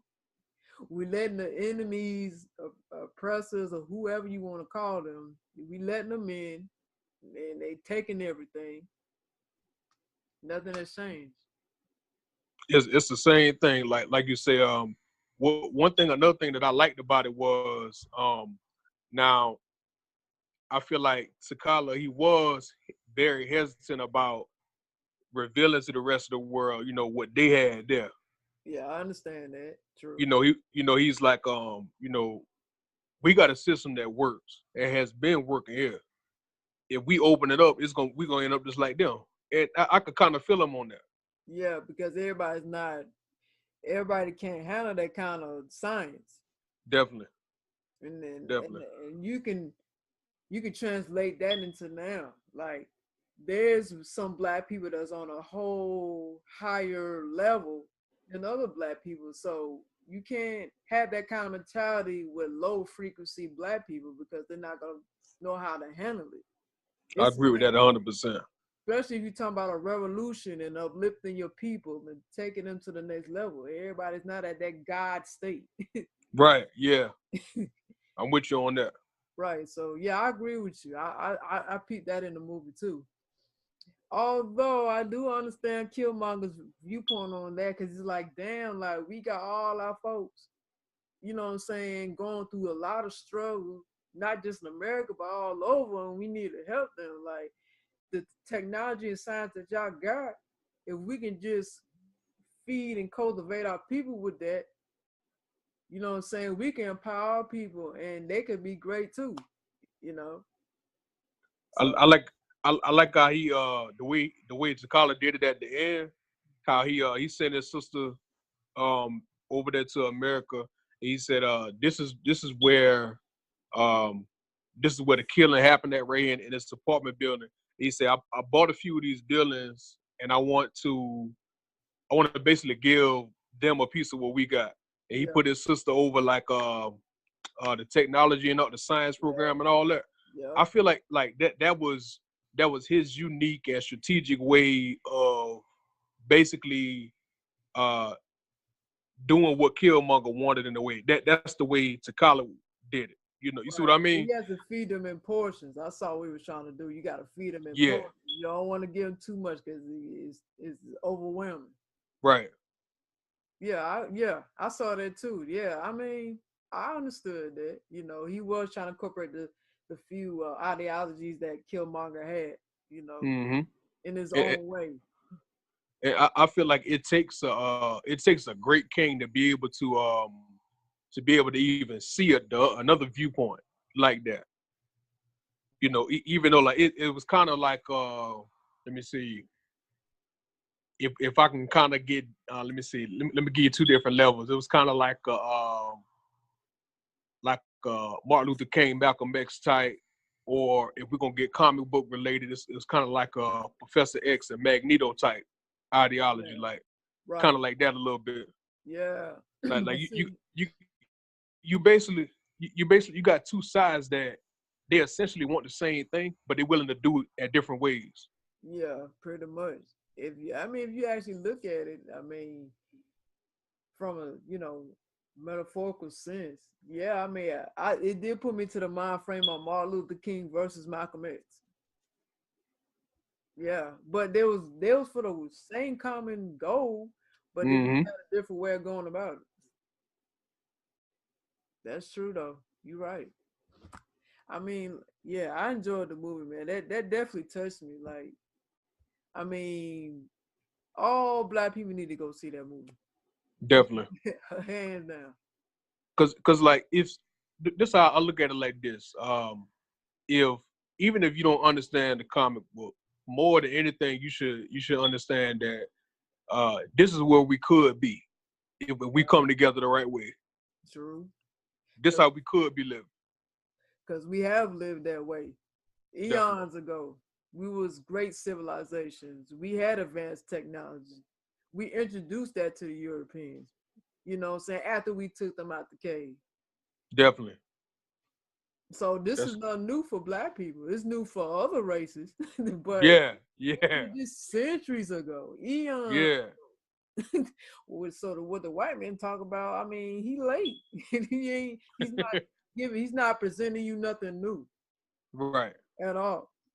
So I mean, you're right. I mean, the potential that we can have, I mean, even with us supporting the movie, like that movie has reached 1 billion already worldwide. So that spending power that we have to go support one movie, can you imagine if we did that far as investing in our own banks, investing in homes, investing in hospitals, investing in healthcare, investing in living, all sorts of things we can do. Do you know how powerful we can become if we actually trusted each other and loved each other and support one another and stop all this damn colorism shit? Because that's not helping either.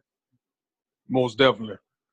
Actually, something relevant to that topic you're talking about right now. I can't remember the name of it, but I read a story. It was about a black community. It was like all black community. Like we had our own. You probably know what I'm talking about. We had our own bank, school, hospital. It was like all black community. And I know what you're talking about. Was it Tulsa? that might be it. but like what it was like, I think some whites they came and like they basically burned the whole thing, Yeah, like like took Black Wall everything up. Street. Black That's Wall. what it. Yeah, yeah, Yeah, yeah, I remember that too. I read up on that. I was like, but see, it's proving a point because I mean, some Europeans went to that much extreme to hmm burn all that down. What all the black people trying to do is liberate their own. That's that's all it. they're trying to do, and that was a threat to white supremacy. So they had to get rid of that. They couldn't even have that. And I think Because they feel like if the Negroes get too smart, they gonna overthrow us. right, right. So yeah, they gotta always keep white supremacy above and keep the black people in check. That's what it is right there. You know what I'm saying? And that's the same thing. Like I know we mentioned Malcolm X and Martin Luther King to go deeper. Like that's the same thing when Martin Luther King started his movement and Malcolm X started his movement. The Europeans had to find a way to keep black people in check within communities all across the United States, and not just the United States, but just across the seas. So what they do, they use black people, the coons, the agents, to infiltrate both movements, to disperse all that. And now you have no movement no more because Martin Luther King gone and Malcolm X is gone. There you go. All because of our failures as people. Because we're not smart enough to know who the enemy is. We're always quick to sell out. But that don't just because you do that don't mean that's great for our people. Because you actually supporting white supremacy when you do that. And then that gives them leeway to come in and destroy everything that these movements done built. You know what I'm saying? Even the Black Panthers, the same thing. You had a whole bunch of agents within the Black Panthers. Same thing. But that's actually a learning experience. That's something we gotta learn from. Like, okay, you look at all this stuff and we know what we need to work on. I'm with you on that. If I can get kind of deep, I saw it was a post on Instagram, and it was a meme that had Tupac, and it said racism is whites learning about, we learn their history automatically, but to learn the black history, you got to take that as an elective. Hey, that's true. And to me, like that's just so deep to me, that's something to think about. Like, all through school, you don't think about it like that, because to the primitive mind, like that's how it's supposed to be. It's not until like you graduate, or either you got a parent or somebody who actually telling you how to think instead of what to think, that you're able to develop your own opinions on stuff. Hmm. Absolutely, absolutely. I mean, ain't even thinking about it as a like elective, like learning about the black culture period. Like that would take so much. Like that would take a long time because I mean we have endless history. Like you can't put a time on it at all. And us people don't have a we don't have a time when we came here. We have no beginning, we have no end.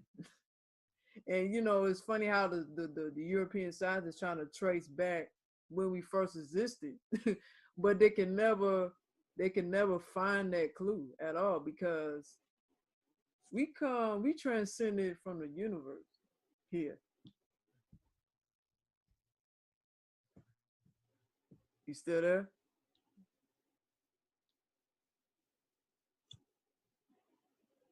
Your reception. You still there? Yeah, I'm still here. Can you You hear me? still there? Yeah. Let me see. Yeah, I can hear. Yeah, Okay. Okay. I think it paused.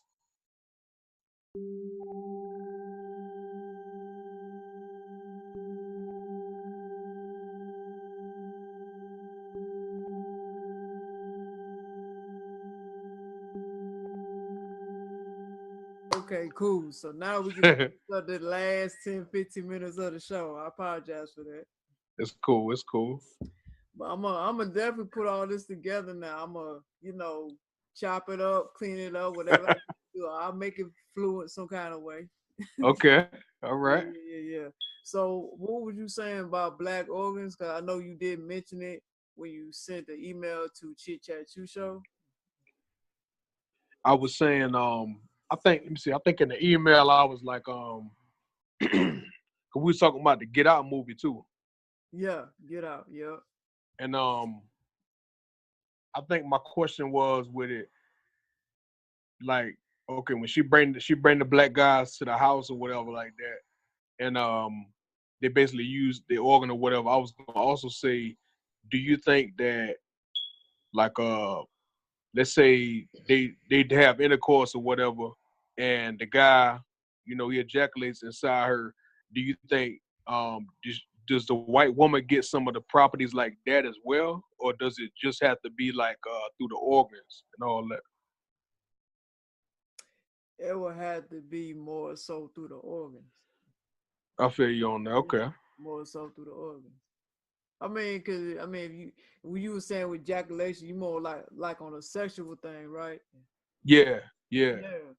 No, I think the more source of power actually be through the organs because they're actually trying to actually trying to embed the genetic makeup of a black person. So they gotta have a part of them, not the transmitted way, but the actual physical, metaphysical way.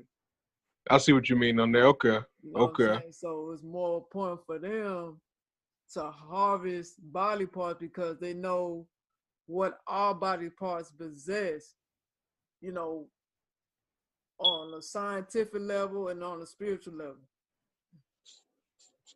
Definitely. And you were saying something about you remove organ donor off your license. That's Yeah. what we got cut off at. Yeah. I took it off there. Um, I don't know if I think it might have been your show. I think it was either on your show or something I saw online. It was like if you leave that on there, it kind of gives them permission like beforehand. Like if they were to kidnap you, you got it on your license, so Yeah, I mean, it must be cool with it. pretty much. I mean, yeah, you pretty much giving them, permission to murder you and take your Yeah, body parts and use it for whoever that may be. But most times they harvest those organs to the rich elite people, which explains why a lot of them live longer. Like if you actually, like you mentioned, Get Out, that's part of the reason why in that movie you notice it was rich people in the movie, definitely. and they talked about um able to live longer, and they would experiment with having black organs so they have a longer lifespan. That's what it is right there. You know what I'm saying? So that's the same thing that goes on in reality today. Like a lot of them that's look old and decrepit. Like they have like what was his name? Um I don't know if that was a Rockefeller or Rothschild. I forgot which one. But that dude had about 20 transplants of heart. Wow. Yeah. And he 20 was heart transplants? something like that. Oh man. He lived up to be like 100 years old, something like that. Yeah, That kind of lets you know right there, like he kind of he cheating the game, man. yeah, yeah, That lets you know right there. yeah, man. And what gets me is what frustrates me and gets to me with black people is they don't know the value and worth of themselves because Yeah. other people around other nations want what you have, but you don't appreciate it. You don't Just, take advantage of that. You don't find out who you are, where you come from, and what you possess. That could be something powerful for your own life that people envy. And wish they had. That's real. You know what I'm saying? And they and a lot of black people that are not conscious, they just throw that away. Like, you know what I'm saying? It's just a waste. They don't know who, they don't know what they possess at all. That's very true.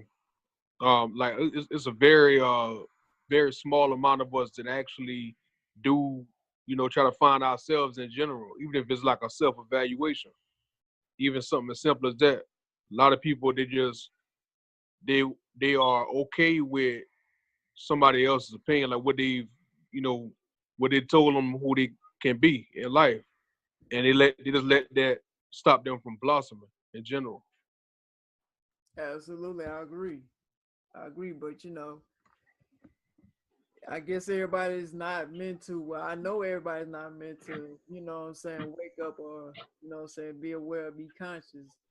So whoever the creator let, allow, what I'm saying, to open their minds and open their eyes and open themselves to receive and able to take itself to a different level consciously, then that's what it is. So yeah, everybody ain't meant to wake up. Everybody ain't meant to get the message. None of that. So That's real. that's just how that goes. But so I want to leave out with this last question for you.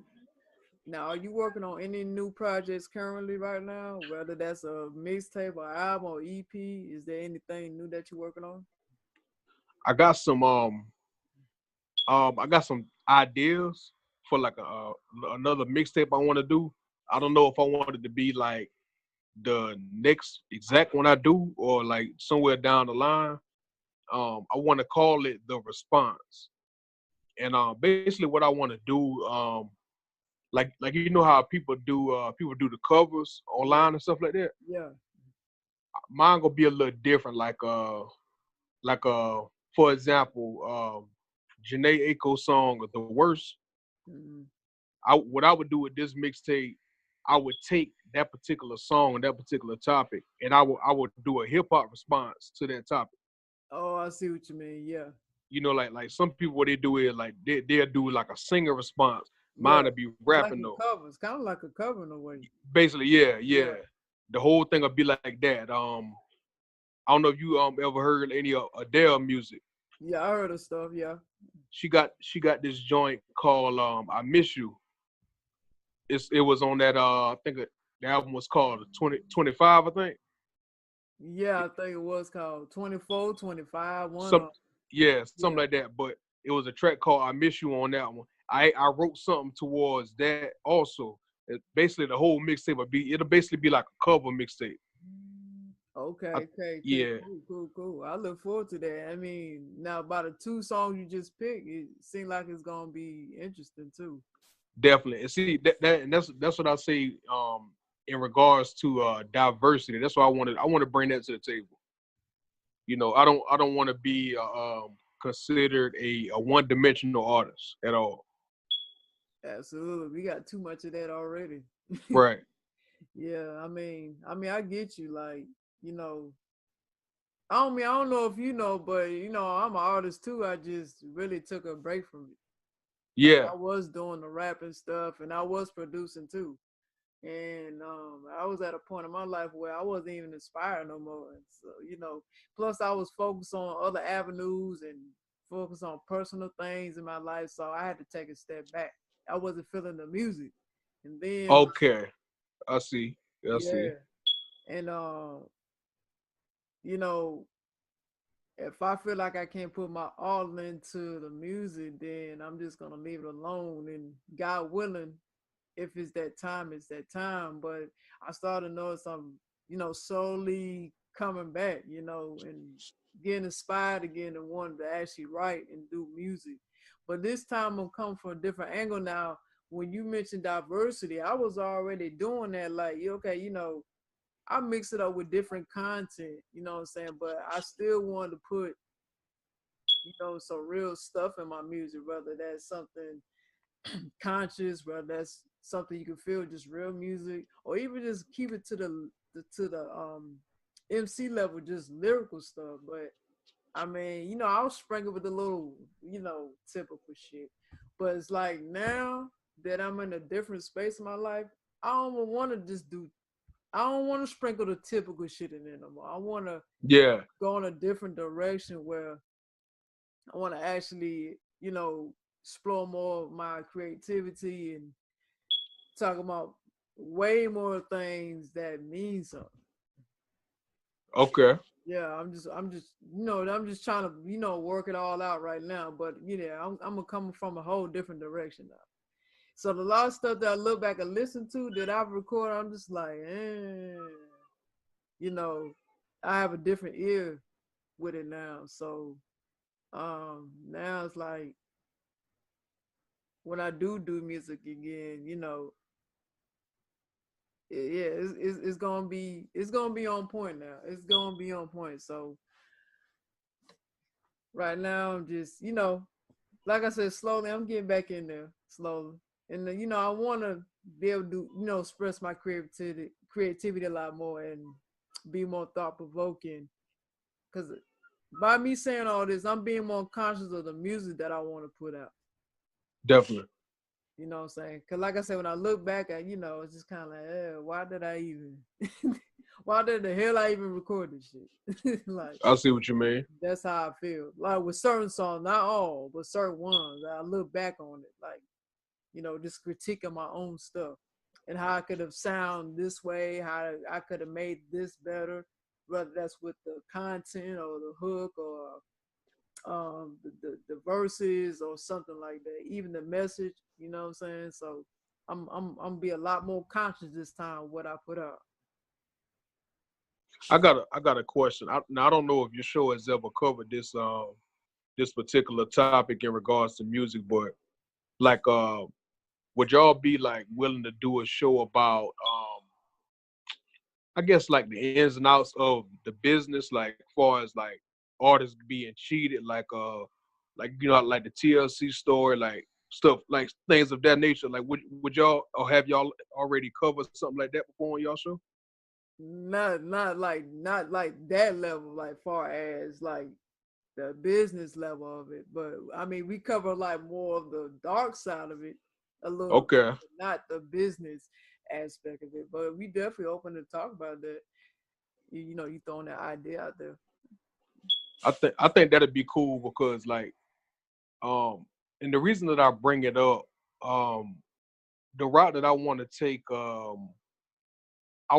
more of like the Master P or the Chance the Rapper route, like far as you know, being on the on more of an independent side, because I feel like um artists that bring a lot of creativity to the table, they wanna they wanna use that, you know, and take that away from you know, I don't want that to happen to me or you know or anybody else that's in the game. They got creativity.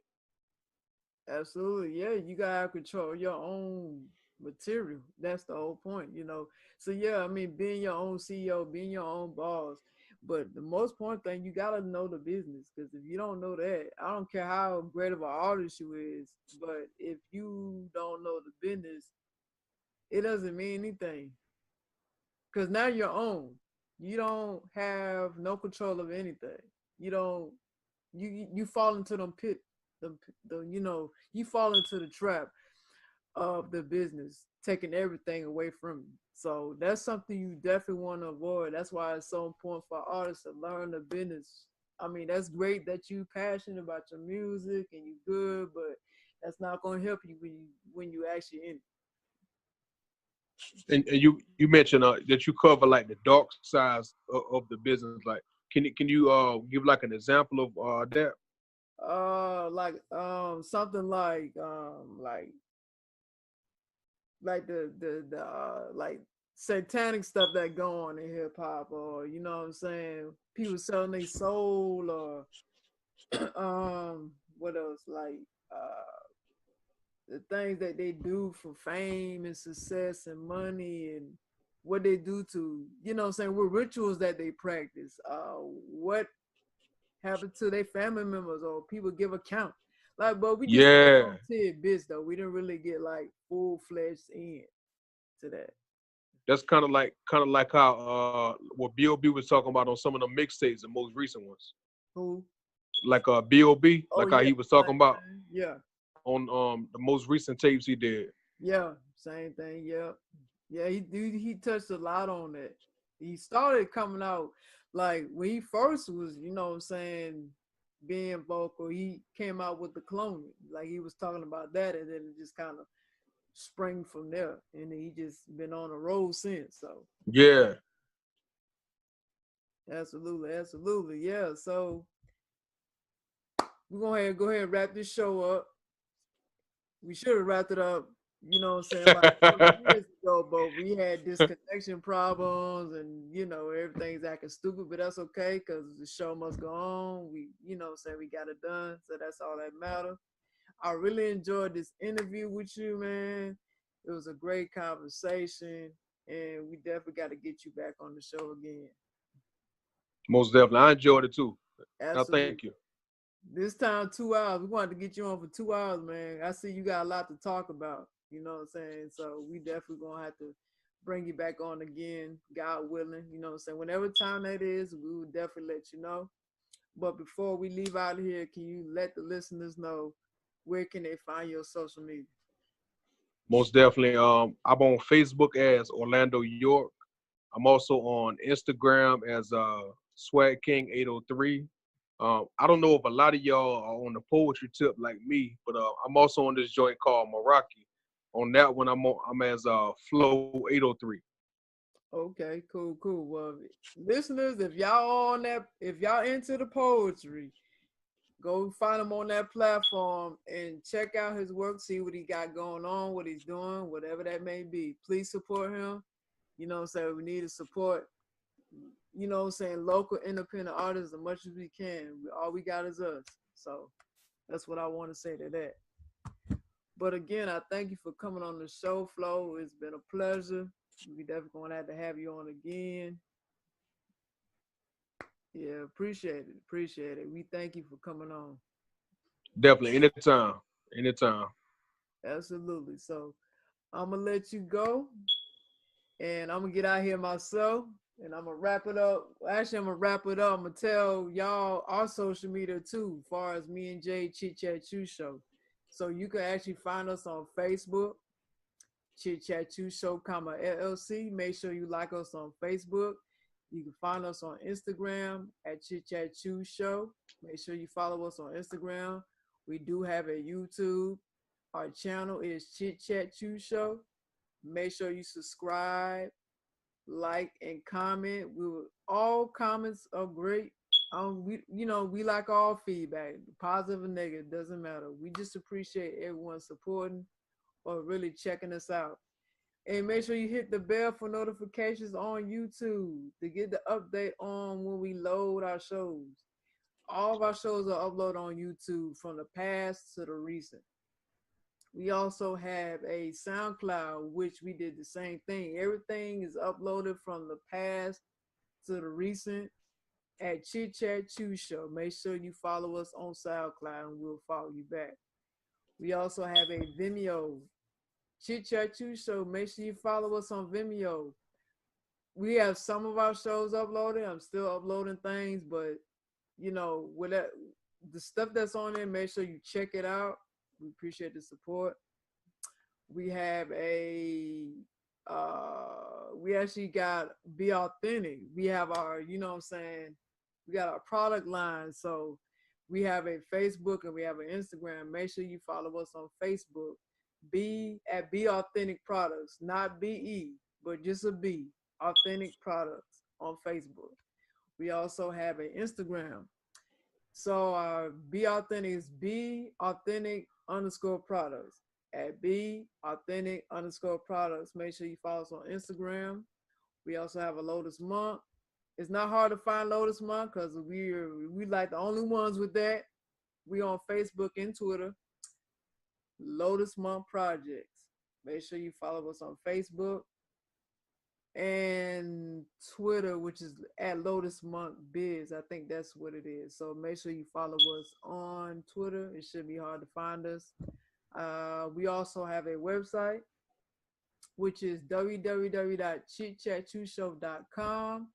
It's filled with a lot of information, a lot of other things. We have media, we have guest artist info, we have shows, we have music. We also have a sponsorship package, and we also have a donate button. We also have the soaps on there. So if you want to support our soap line, please do go on our website and check that out. And that is it. I'm wrapping up the show. 7 p.m. to 9 p.m. Make sure you tune in next week. Good night, everyone. And good night, F.L.O.W. I appreciate you again for being on the show. It's been my pleasure. Thank you so much. No problem. So I will definitely keep you in the loop when I'm ready to send you all the footage of what we did from 8 p.m. to 9 p.m. Okay, that'll work. All right, then. All right. Thank you so much. You have a good night. All right. Take care. All right.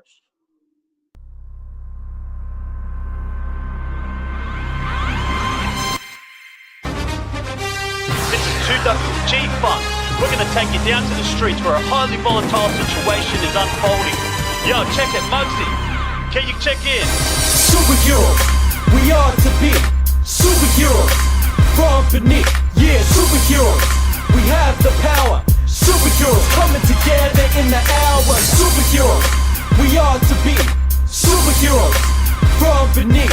Yeah, superheroes, we have the power. Superheroes coming together in the hour. It's Mugzy on the mic, you see the M in the sky.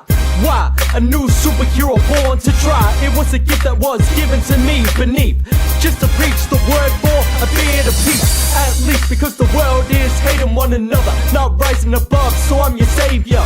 Just a brave ya of a superhero. Before you reach the top, we'll go ground zero. Take it into the darkness like Batman. This is a fact, yeah, but I got your back, man. As a team like the Avengers assemble, rise like an Egyptian through the temple. Good or bad, hero or villain, don't be stealing somebody's only vision, cause it's who they are. Yeah, another lonely star, and they want to achieve their dreams by far. Come on, superheroes, we are to be superheroes from beneath. Yeah, superheroes, we have the power. Superheroes coming together in the hour. Superheroes, we are to be superheroes from beneath. Yeah, superheroes, we have the power. Superheroes coming together in the hour. I don't need to wear a mask or a cape. It's just me, Mugzy, be myself on the plate. Oh wait, the world is having its fate. Dealing whack MCs that can't bring the taste. Take it into the comic book where we go. Cause Stan Lee stopped me, no I'm out of control. Because I'm on my road, feeling free like Spider-Man does when he goes up and down the wall. My town feels dreaded like Gotham City. Maybe because there's not enough rappers who are witty to make it in this industry. I'm all alone like Batman as a kid, fell in the crime alley zone. Yeah, yeah, crime alley zone, come on, yeah.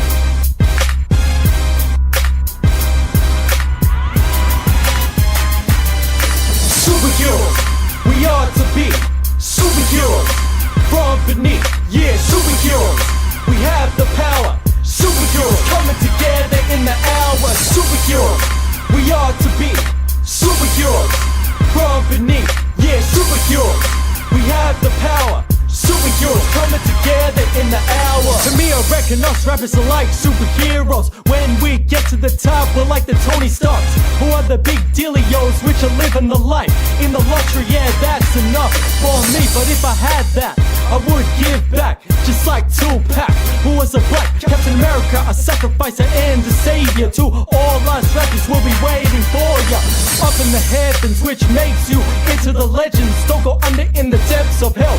Through the bells, if you don't succeed, just stand up on your 2 feet like a hero, knowing what you complete. Yeah, what you complete.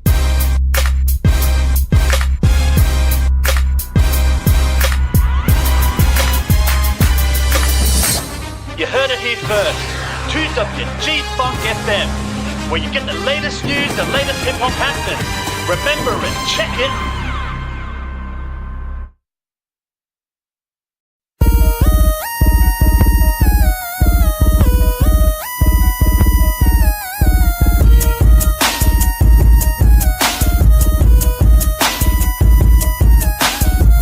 Listen close as I rhyme from the stages. Mugzy's kicking some old school things back from the ages when people had their wise words come clear. They seem to bully you and you turn your back into fear, and you're growing up with nothing that you can do.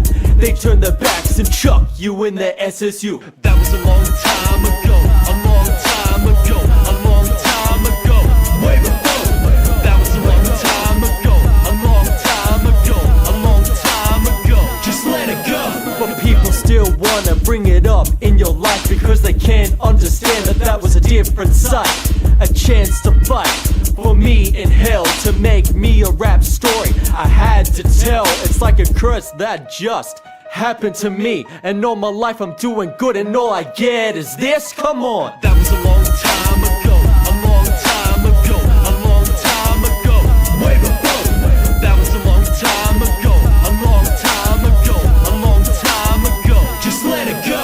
My life is like a trap and now I can't escape. Always reliving the horror like a videotape, and then playing it straight all the way through. Then the people come on, point the finger at you. They say you'll never leave, this is who you are, and we will bury you so you're closer to dark. But all I gotta do is just forget their ways.